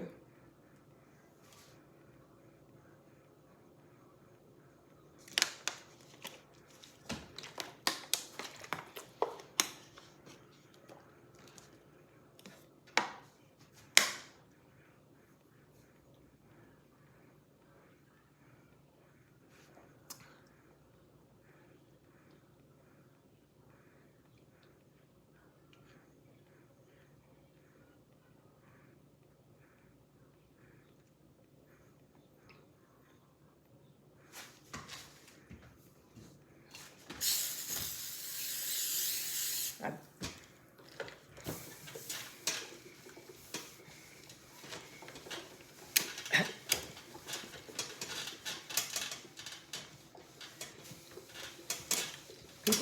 people be laughing. I see people go to work be wrinkled and stuff. Not I. Not I.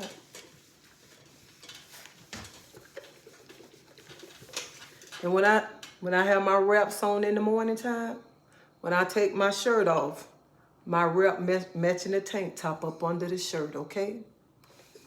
All right. Don't play with me. It's matching.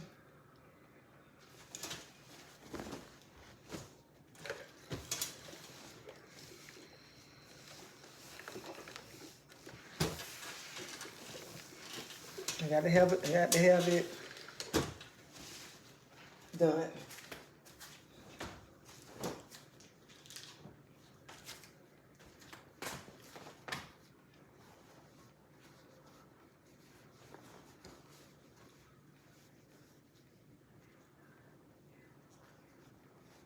It's every Sunday, y'all.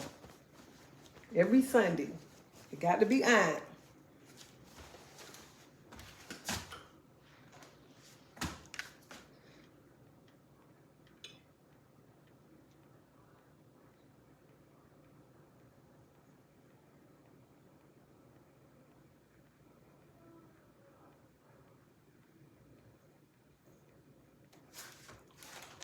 A lot of young people don't do a lot of stuff like we do. You know, and when we was coming up, we was raised, you had to have everything ready. Our parents used to tell us when we was little, you better get everything ready on Sundays. You used to have to make sure all your school clothes was washed by Sunday.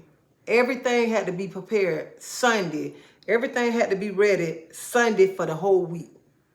Everything. People don't do that today. And when you was raised up like that, that be instilled in you. Nowadays, that's not, people don't understand that. And people be like, oh, you just so old school. No. When you prepare things, you be ready. You have things together. And that's what people don't understand. Like I see people, if you go to work, you got to be to work at 7 o'clock. Why are you leaving home at 6:45? Who does that? Well, people call me crazy because I leave home. No, I leave home early because I always think, what if something happened on the way? I want to be prepared. I always think ahead of time. That's crazy. You got to be to work at 7 and you leaving 6:45. When people tell me, oh, I got to be to work at 6 o'clock, and you just finna leave home at 5:45, you never think it's something gonna happen?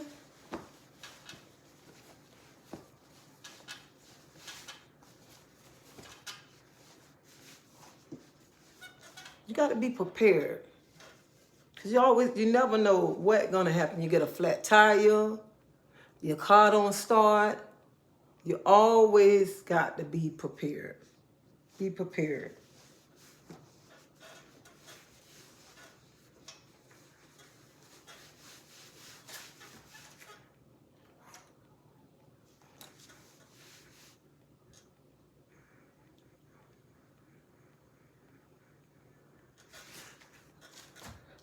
Just Rain, you go to work every day and you work from home.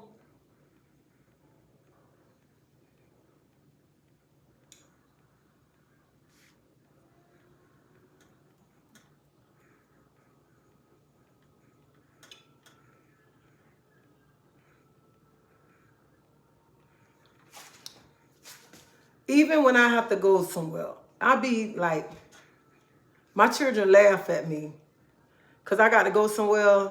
They be like, I know you already there. Because I be, even at appointment, I might be like there an hour early. And they call me, they be like, you know you crazy. I don't know. That's how I am. I always be like an hour early. Nowhere, wherever I got to go at, I might be there like an hour early. 45 minutes to an hour early. I can get there, I sit there, might start reading my book, go on YouTube. I might start doing something, but I know I am there at my appointment. I know that I'm gonna be there on time. I ain't gotta worry about being there late. I don't like to be nowhere late. And people don't understand. First impression is always the best impression. If you got to go somewhere, you got an appointment, if you be late, they gonna just say, for instance, you got a job interview. If you gonna be late to that job interview, you know what people gonna say? If they late for this job interview, that means they'll be late. They're gonna be late coming to work.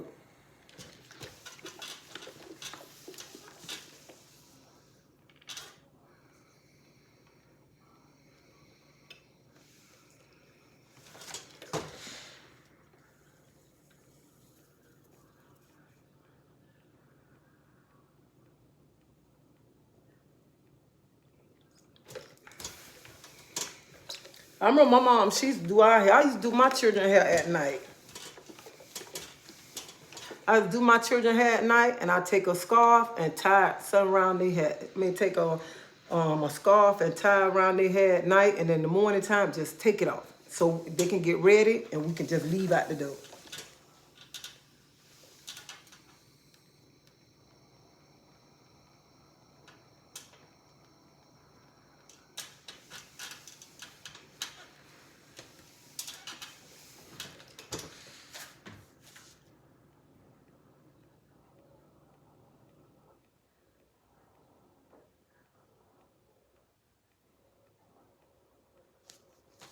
It sure is installing you. We used to iron sheets, pillowcase, but I'm 70 now. I don't iron anything but my clothes. Before my husband passed, he did all the ironing because he loved to.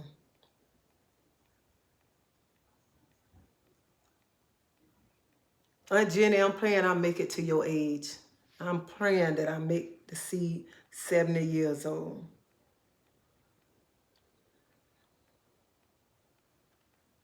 Amanda, no, I'm not.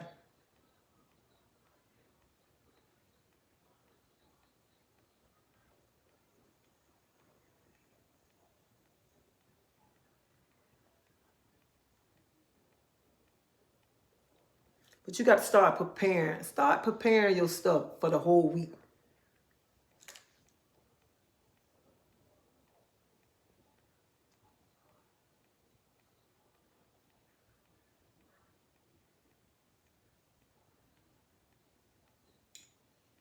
And only I hate if I don't iron. I hate when I got to get up and I got to iron something in the morning.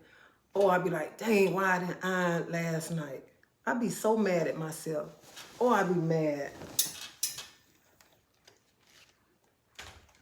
Like sometimes when if I go somewhere on a Sunday, when I go to church on Sunday, and I come back and I don't iron right then and there, and then I start and I tell my husband, I ain't going nowhere till I iron my clothes. And he know I'm not going nowhere till I iron my work clothes, because I am not going to work wrinkled. I ain't going to work wrinkled for nobody.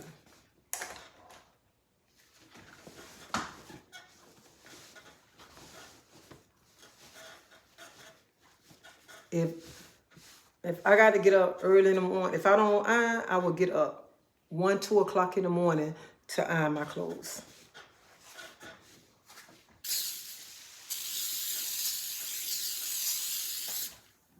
And I had got up, y'all, and forgot to iron. And this one Walmart was 24 hours, and I didn't have no spray starch. I left home 12 o'clock at night to go buy me some spray starch to iron my clothes. I'm going to work with a crease in my shirt and in my pants.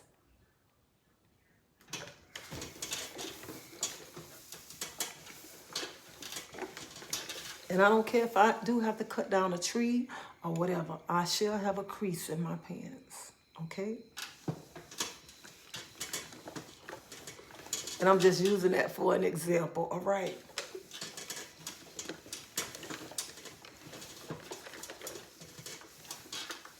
So,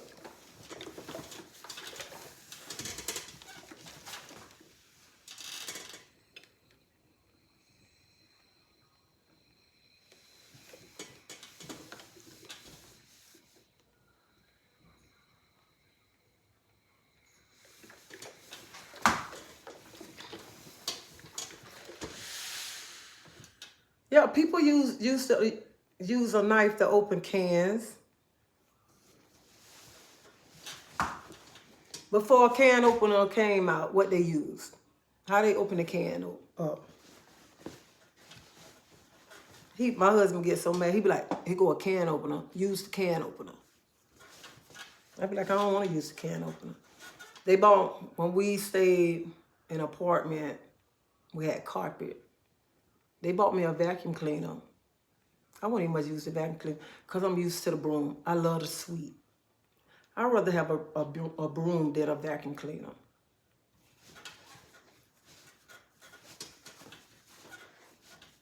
I don't use no dishwasher. I want to wash my own dishes. Because I want to put my bleach in my water.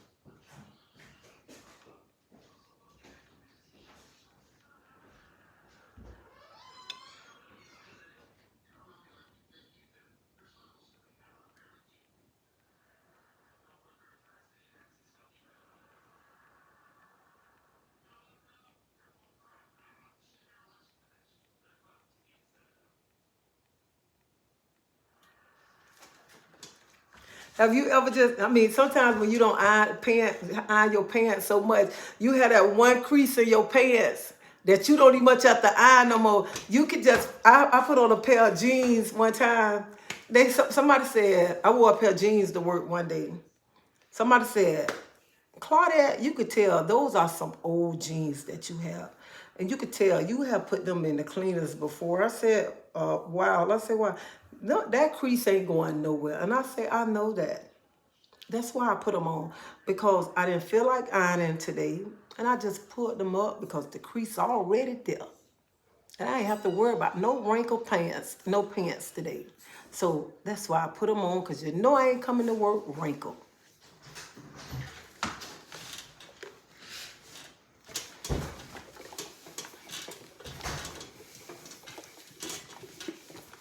Because I'm not going nowhere looking a hot mess like somebody just took me and threw me away, child.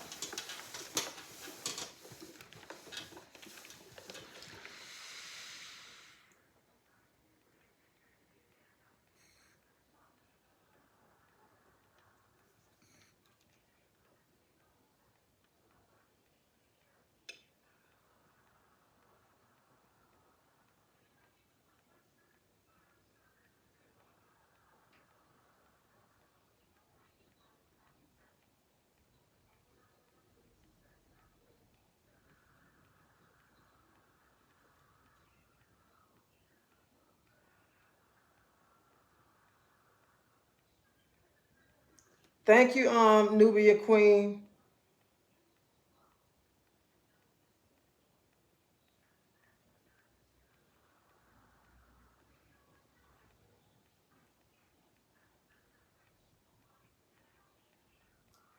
Yeah, the streets of my mom was the same way.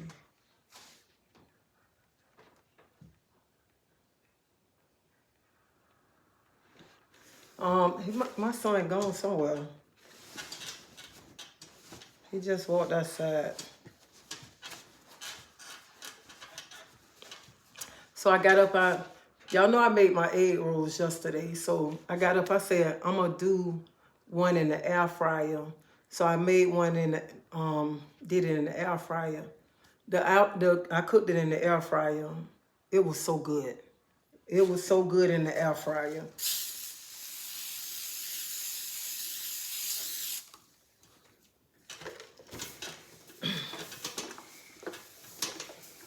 I was like, I should have added like some more vegetables into it.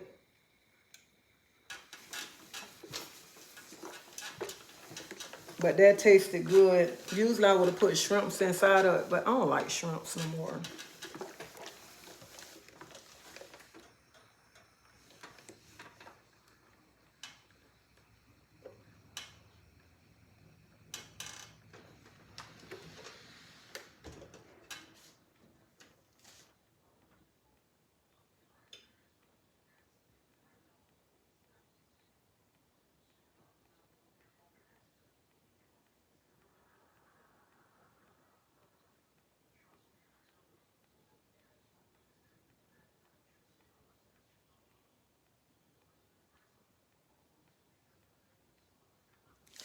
So y'all ain't never seen nobody open a can with a knife before?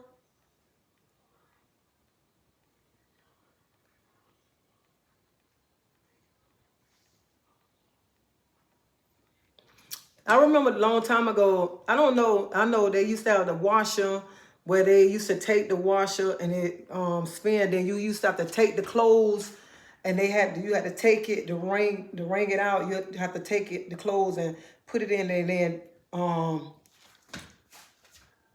Davita and Ellison, y'all might know what I'm talking about. The people that's older on him. You start to take the clothes and you put it in, and then you take it and you spin the handle, turn the handle, and the clothes go through, and it be squeezing the water out the clothes when you be turning it. Some of the older people on here, y'all might know what I'm talking about.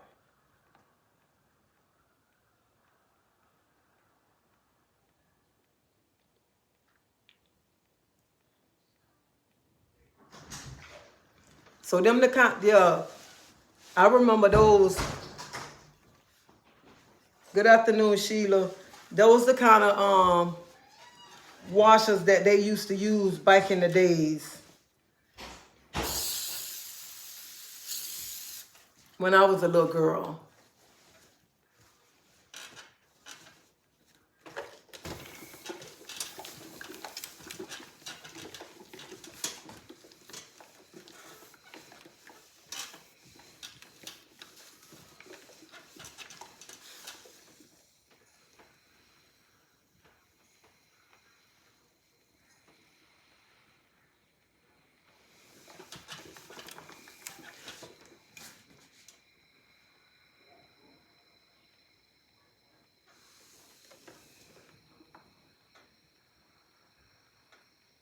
Ellison, I say you probably, I didn't say you was old. I say you probably know what I'm talking about now. If kids these days was to go through the stuff that we had when we was growing up, they wouldn't be able to know how to survive. They wouldn't know none of that stuff. They wouldn't even much know how to survive off of the stuff that we had as kids. None of it.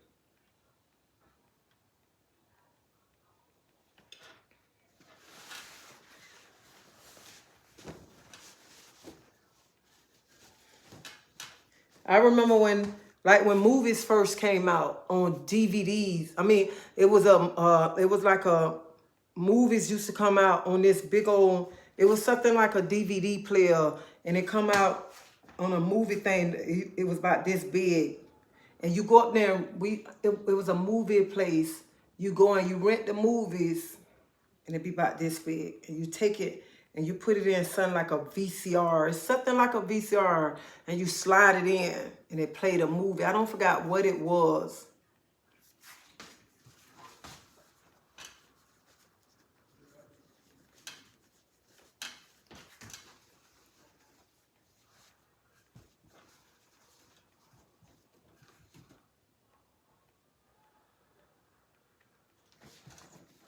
And whatever you got for Christmas, you appreciate it. You appreciated every little thing that your mother bought you.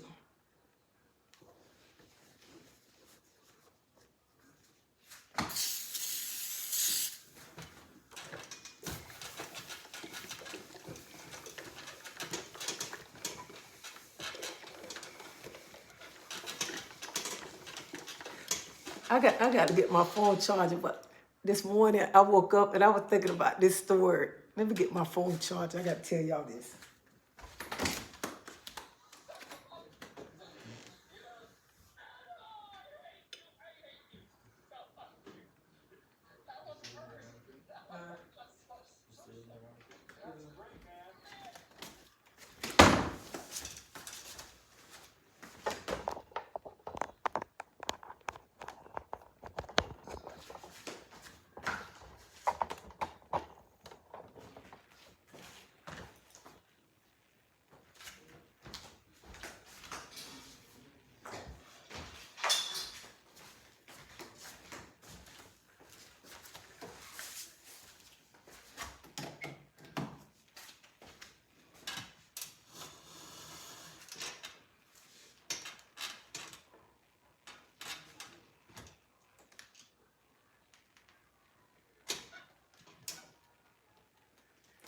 So this morning, when I was thinking about when we was kids, and thinking about like breakfast time, and when my mom, when we was little, and I used to tell my mom, me and my sister and brother me and my sister and brother used to tell my mama like, we ain't got no milk, and we used to be saying, ain't no breakfast down there, ain't no milk or whatever, because my mom worked for the school board, like I told y'all. And my mom used to say, it is some milk down there. And she'd go down there and she'll make the milk. I hated that powder milk, y'all. Oh, I hated that milk so much. I hated that powder milk. It is some milk. She go milk that powder milk up. And it was some cereal, y'all. I hated that cereal so much. It was that hard post grain. I think it was post. I don't know. But that was some hard cereal like it's going to break your doggone teeth.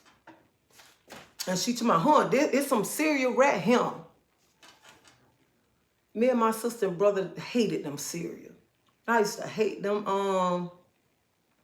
When she made that powder milk, I used to say, I can't wait till that milk go away. So one day, and I was just thinking, I said, and you, as kids, we be thinking, being ungrateful, thinking we ain't got none, but we have a lot. And like one time I was telling my mama, I said, we ain't got nothing to eat, ain't nothing for breakfast. My mama said it is. I said, no, it ain't. And as I'm sitting there thinking this morning, when I'm saying it ain't no breakfast, here my mama got up. When she was cooking breakfast, because as a child, we thinking you got to have bacon and sausage for breakfast. Here my mama and them frying up pork steaks, grits, eggs for breakfast. And I was in the bed this morning, I'm laughing about it. And my mama said, you don't have to have sausage and bacon for breakfast. Who got to have that? You ain't got to have that for breakfast. And this morning I was laying in the bed and I was thinking about all of that, just laughing. And these kids today they wouldn't know how to survive how we was growing up. You know what I'm saying? Everything that we went through. If them kids had to go through that right now, them kids will lose it. They'll lose it because we didn't get Jordans. Our parents didn't talk about buying no Nikes, all that and stuff. We was wearing what, Converses and stuff like that. I know my mama wasn't talking about buying no tennis shoes, paying no $200 tennis shoes and stuff. Anything, my mama tell you, quick, let me get you a marker and you can write your name on your pair of tennis shoes. You can have a pair of Tracy name brand tennis shoes. And you will have your own name brand shoes. You ain't finna get all of that.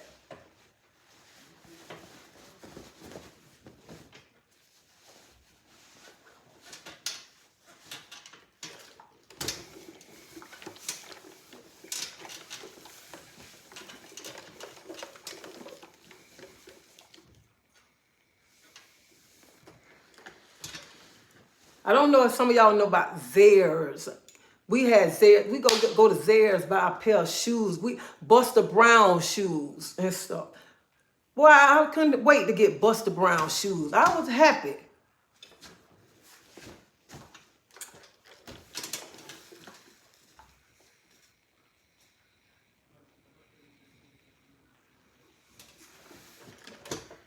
Man, especially, you was happy to get one of them old big old tall, ugly baby dolls. That tall, big, ugly, black baby doll.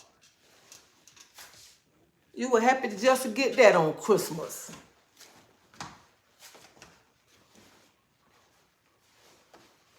And then as kids, you go, when your mama gone out, you sneaking around the house to look for the Christmas presents, trying to find out what you got. Nowadays, children telling the mama, oh, I want that $500 chain. I want them $300 tennis shoes. We couldn't tell our mamas that. We better not tell our mamas what we want. You better be thankful what you getting. That's what you better be thankful what you getting for Christmas. And we was happy. We was happy what our parents bought us. And you know what the thing was? We were happy because when we got our Christmas present, we were so excited to run outside the next day to play with our friends, to show our friends our little Christmas presents.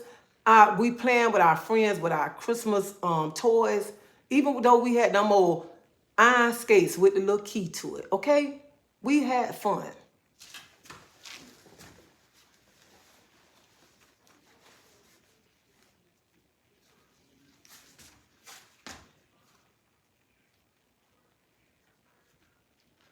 Oh, and honey, I loved them little black and white shoes.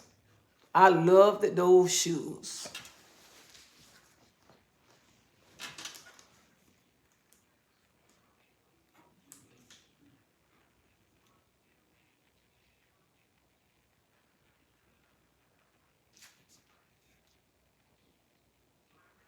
What, Nick Gear? Hey, Nick Gear.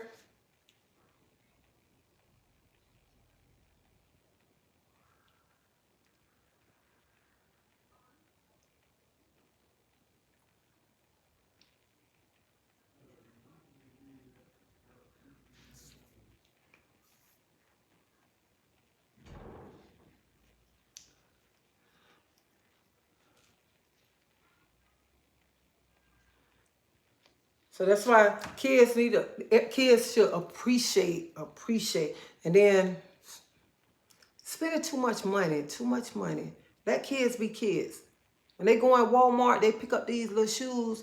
Let them children wear those shoes. Let them wear them. Don't be talking about, ooh, my baby ain't putting those shoes on their feet. But you better remember, you better let them put them on. Because one day when you can't buy that child that shoe, that same child going to be mad with you. Child going to be mad with you. Child gonna be mad because you ain't buying that shoe no more.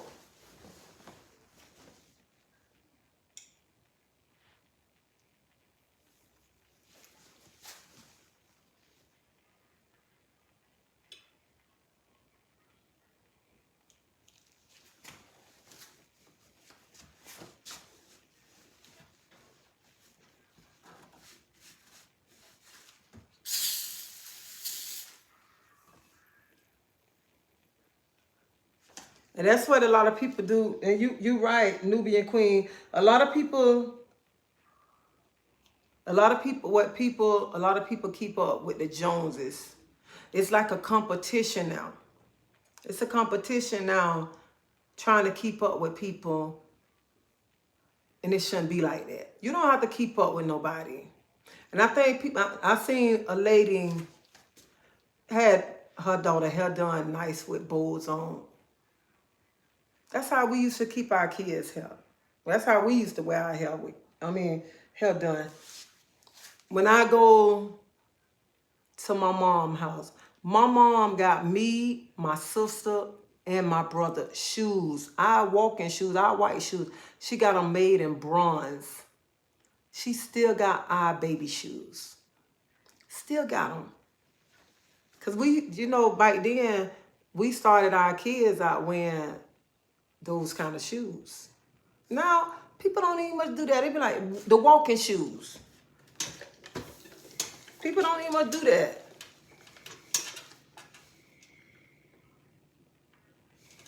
Hello, Sheila. Maria, Wynette, Golden E, Wanda.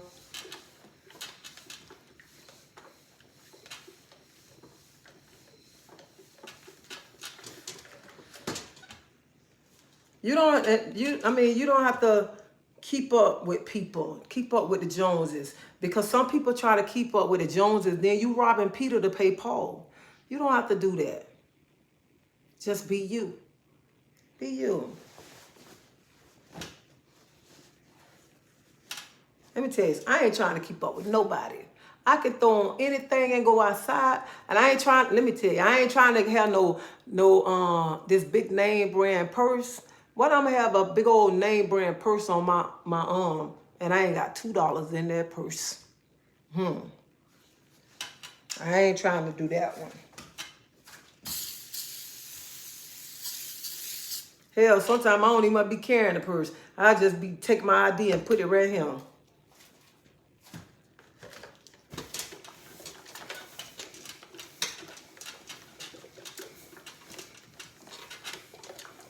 Just give me a nice pair of tennis shoes and send me on a merry little way.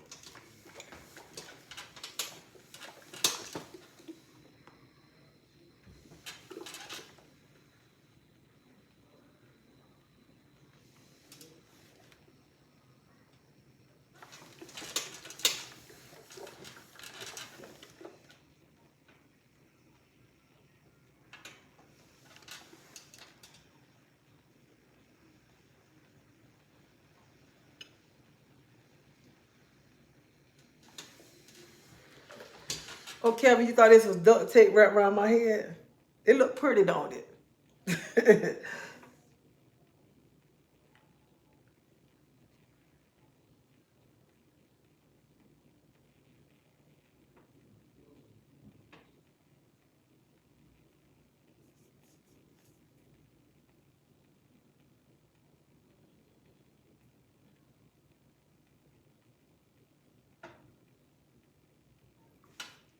Yeah. And Kmart's, I hate Kmart's clothes. Let me tell you, I hate Kmart's clothes down. When I go in St. Thomas, I go to Kmart's. I don't even much know how to act when I go to St. Thomas and go to Kmart's.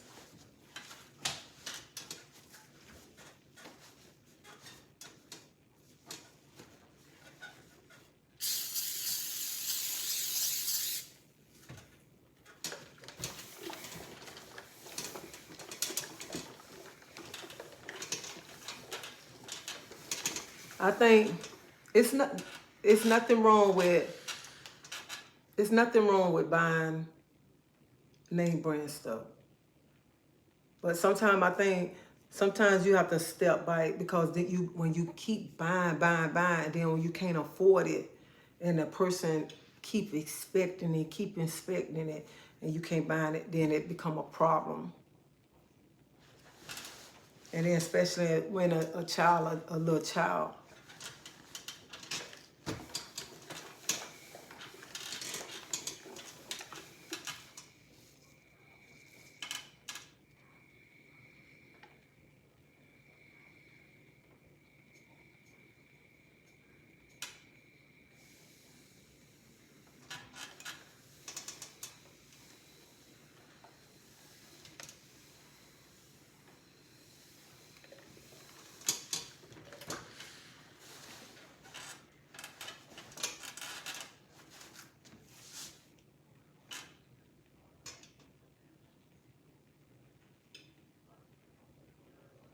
We don't have Kmart's no more either. They closed our Kmart's down. We have Ross. Oh, you know what? I got to get off Ross right now. But honey, Woolworth, oh my God. I used to like to go to Woolworth just to sit at the counter to eat a cheeseburger when I was a little girl. My stepmom, on Saturdays, we used to catch Hardline. Hardline downtown. Oh my God. Bringing back so much memory. I forgot all about Woolworth. We used to catch Hardline downtown on Saturdays. And I used to love to eat at the counter. Oh, I used to love that.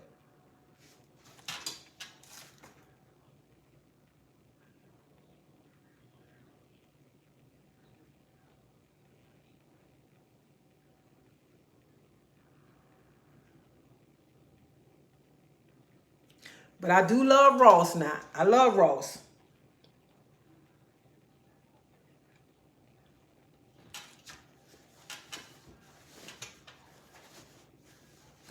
So if y'all got a Ross, y'all don't have a DD's?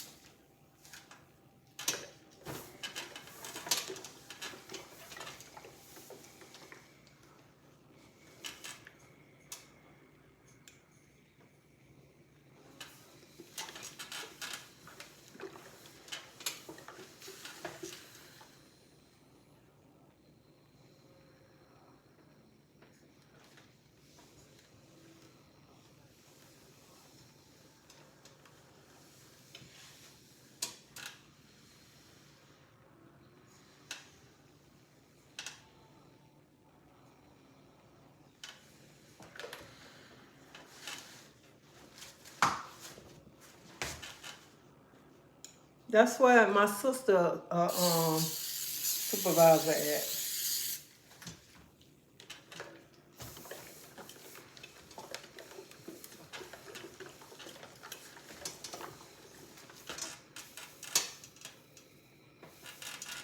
No, doesn't have those stores. I shop there for quick outfits or parts. Now, when I shop at Ross for like pots. And if I really need something, I call my sister and I ask her for certain things. And then at DD's, DD's I get most of my head wraps from.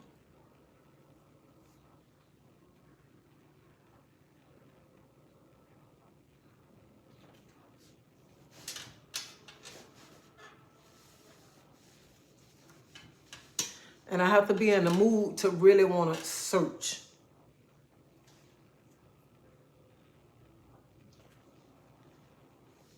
I got to be in the mood to search. But lately, I haven't really been buying nothing because I got so much stuff. So much stuff that I don't need to buy nothing. I still got clothes in there with a lot of price tags in there that I got to go through and get.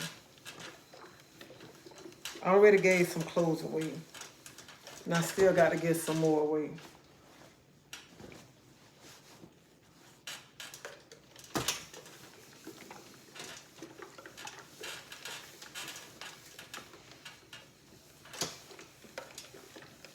So I'm still not buying anything.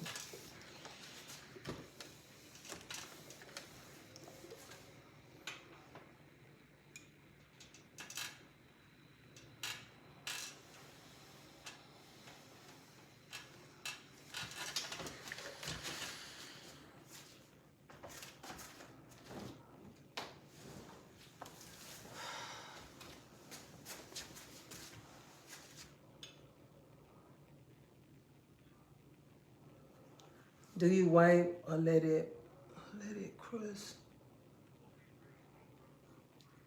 Do I wipe what?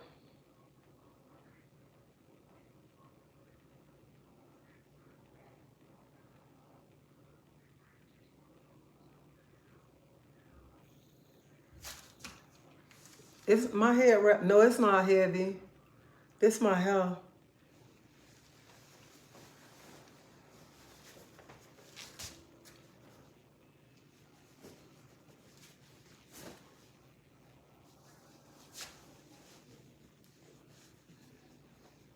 I'm used to these head wraps.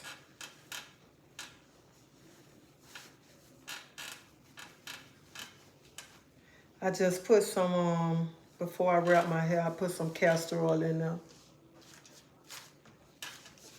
Y'all still a lot of poor people in the world that experience the life of not having the best of just enough. Make me understand you're coming from with the children.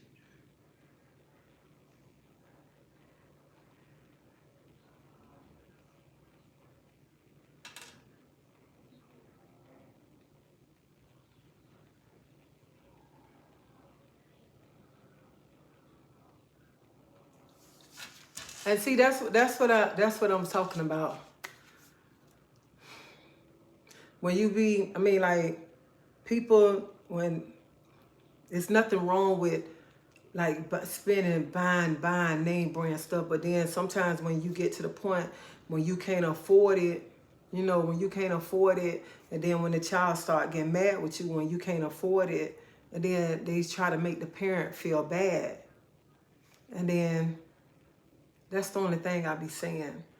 Sometimes it's not always good. Let the child be a child. When the child want to go in the store and the child pick up some Walmart shoes or some Family Dollar shoes, let them wear them.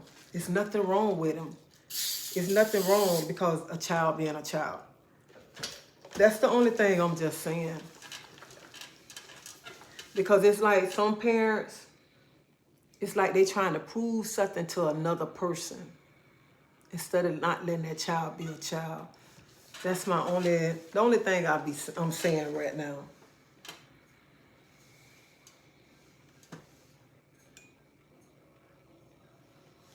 I'm using the black castor oil.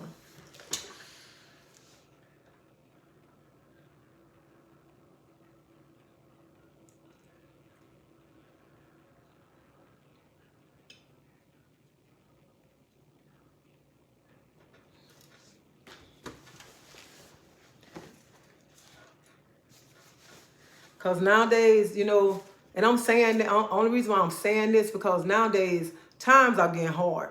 Times are getting hard, and sometimes we put ourselves in situations then we can't we begin where we can't afford things like we used to. And then you got to start thinking ahead, you know, I used to can afford that, but I can't afford that. And then when you used to can be able to buy that, and then when you start, you can't afford it. And when you start to try to explain that to a child don't understand that sometimes.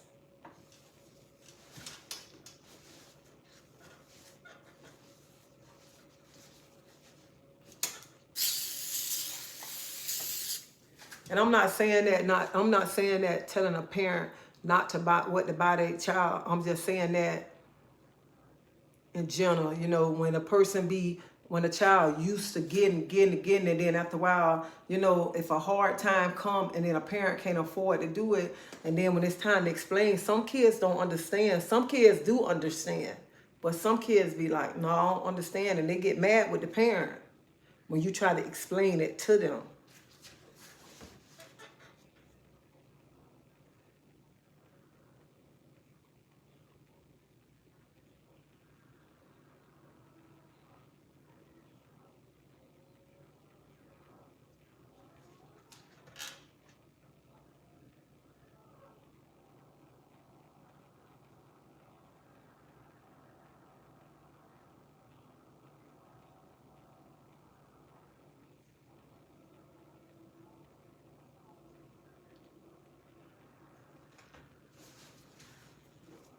Cause you know, sometimes I don't care. You can try to explain, and some kids be like, I don't want to hear that.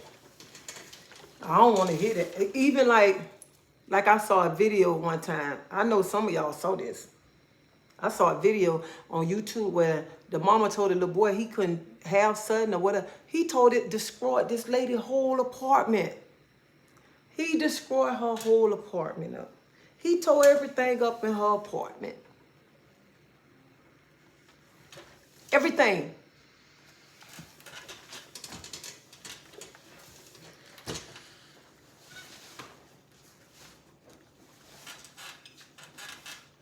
And see and then look at.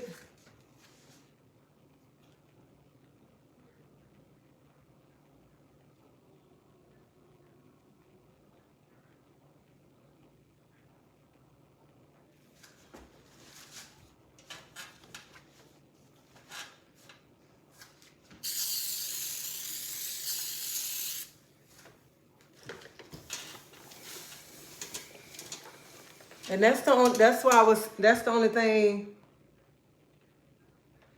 was while I was saying that, just telling this story, because you know, when you doing that for a kid, and then when you tell them no, how a kid act, look at when his mama told him no, and look what he did to his mama apartment. Destroyed that lady whole apartment. This lady had nice stuff. He tore her whole apartment, took hammers, tore the kitchen counters up, tore everything up in this lady place. Imagine how much money this lady got. She had to pay this apartment complex, right? Tore her furniture, her TVs up in the wall, destroyed this lady whole house.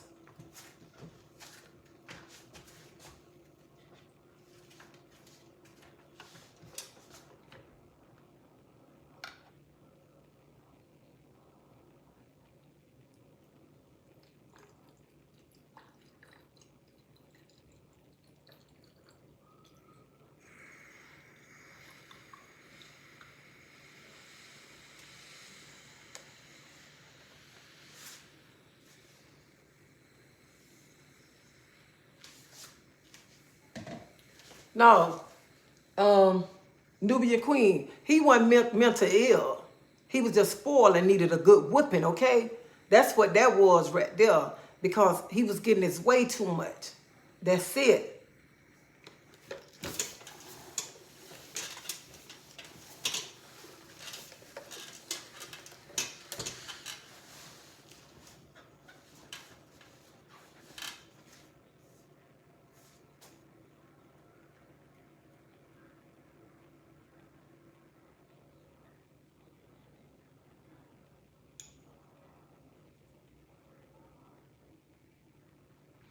And that's true, Amber Rose.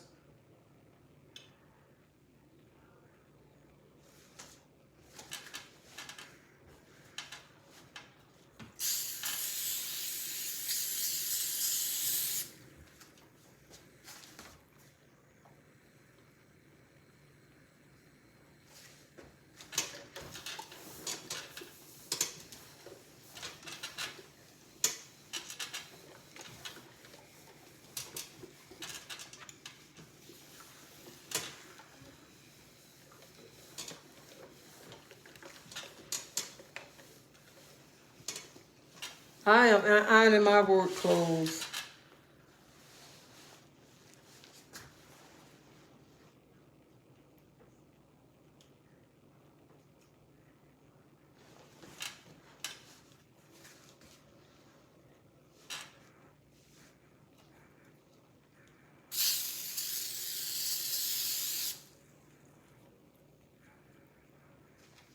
That's true, Sophia.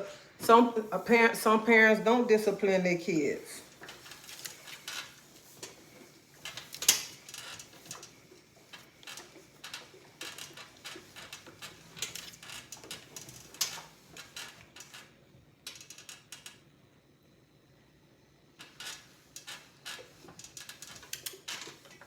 I got one more shirt. That's it.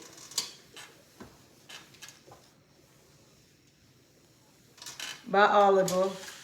Olivia. I'm sorry.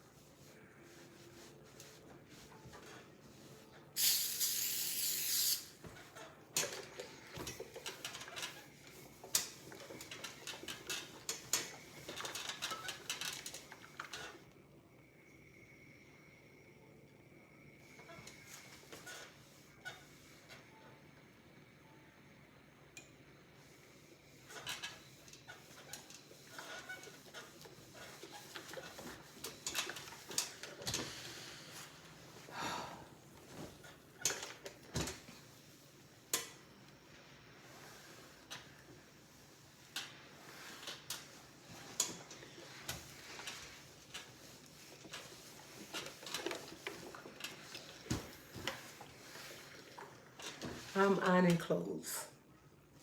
That's what I'm doing.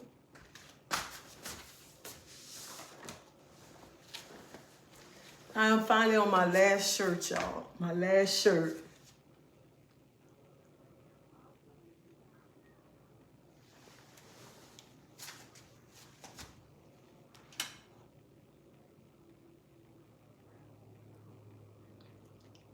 Hey, Pauline. Paulina.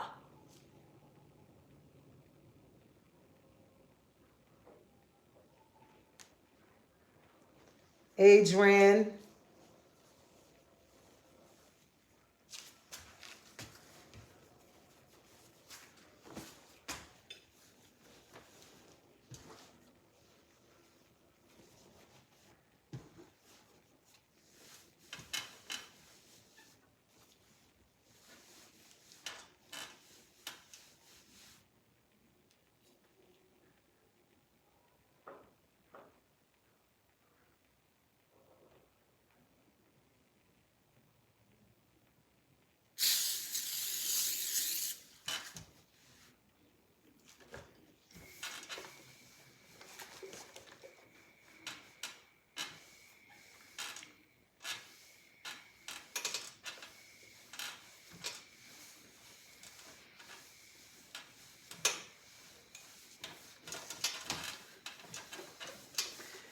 You know, sometimes it's good to talk about old times when you're growing up.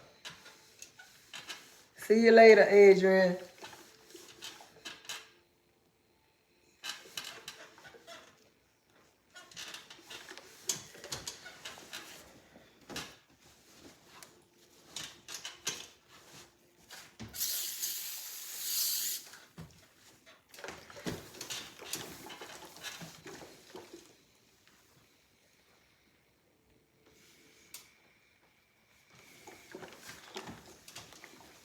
I had said I was going to show y'all how I wrap my hair.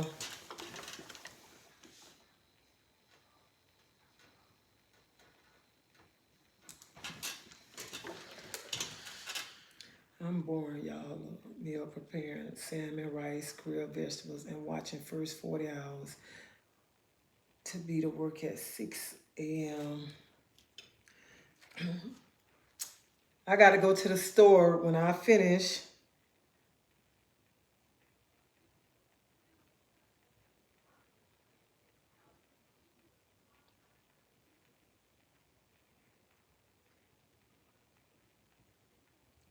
I got to go to the store when I finish. I got a salmon in the refrigerator. And I want to put this Hawaiian sauce on top of it to cook it.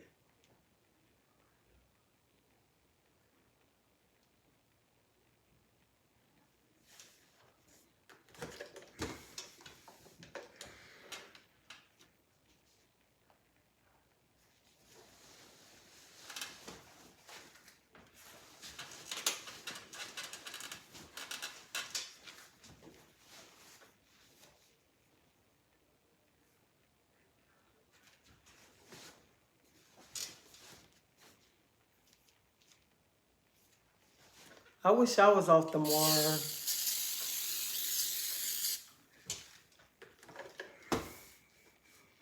I was like, if I wasn't gonna be feeling well, but I'm feeling better compared to how I was feeling last night.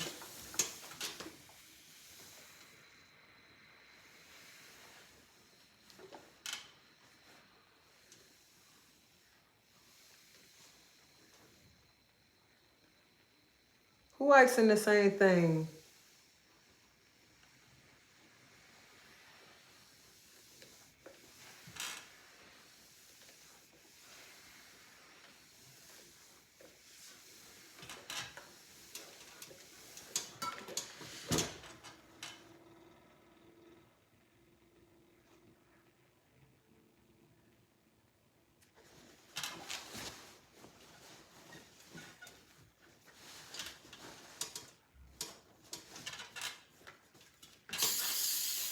So after I finished ironing this shirt, I'm gonna be getting off this live.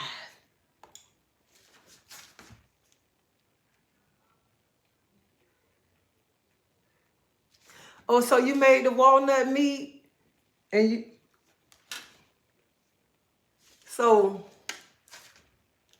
Sophia, she made the walnut meat that I made, and she said that it was good.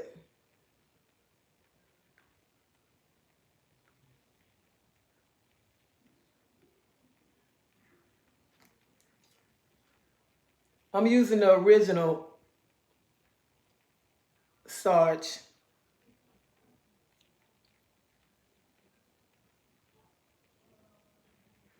You too, Wanda. Have a nice day. Have a nice day, Amber.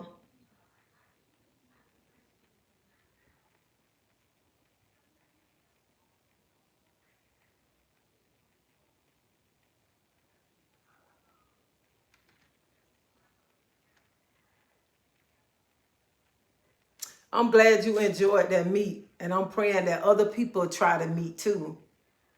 They make it right, it'll come out just right, and it tastes good if they make it just right. But I want to thank y'all for being on here with me today, and I appreciate y'all. But I want y'all to lift my friend family up in prayer, because I told y'all earlier that my friend passed. So y'all just lift her family up in prayer while they go through this time of sorrow.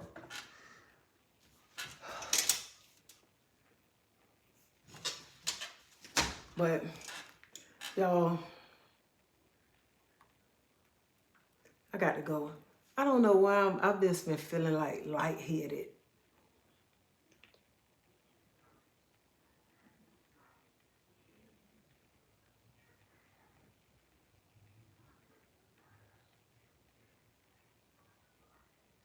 So y'all pray for me, because I haven't been feeling good lately. And I don't know what it is. I've been feeling lightheaded, like my body been feeling weak. So y'all just pray for me and keep me uplifted. So it can't be that I don't took my medicine. I don't know what it is.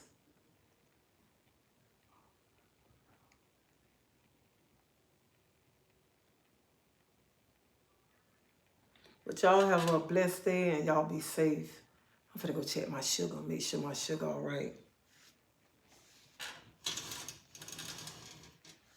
So I'll talk to y'all later, and I'll keep y'all informed how I'm feeling. See y'all later.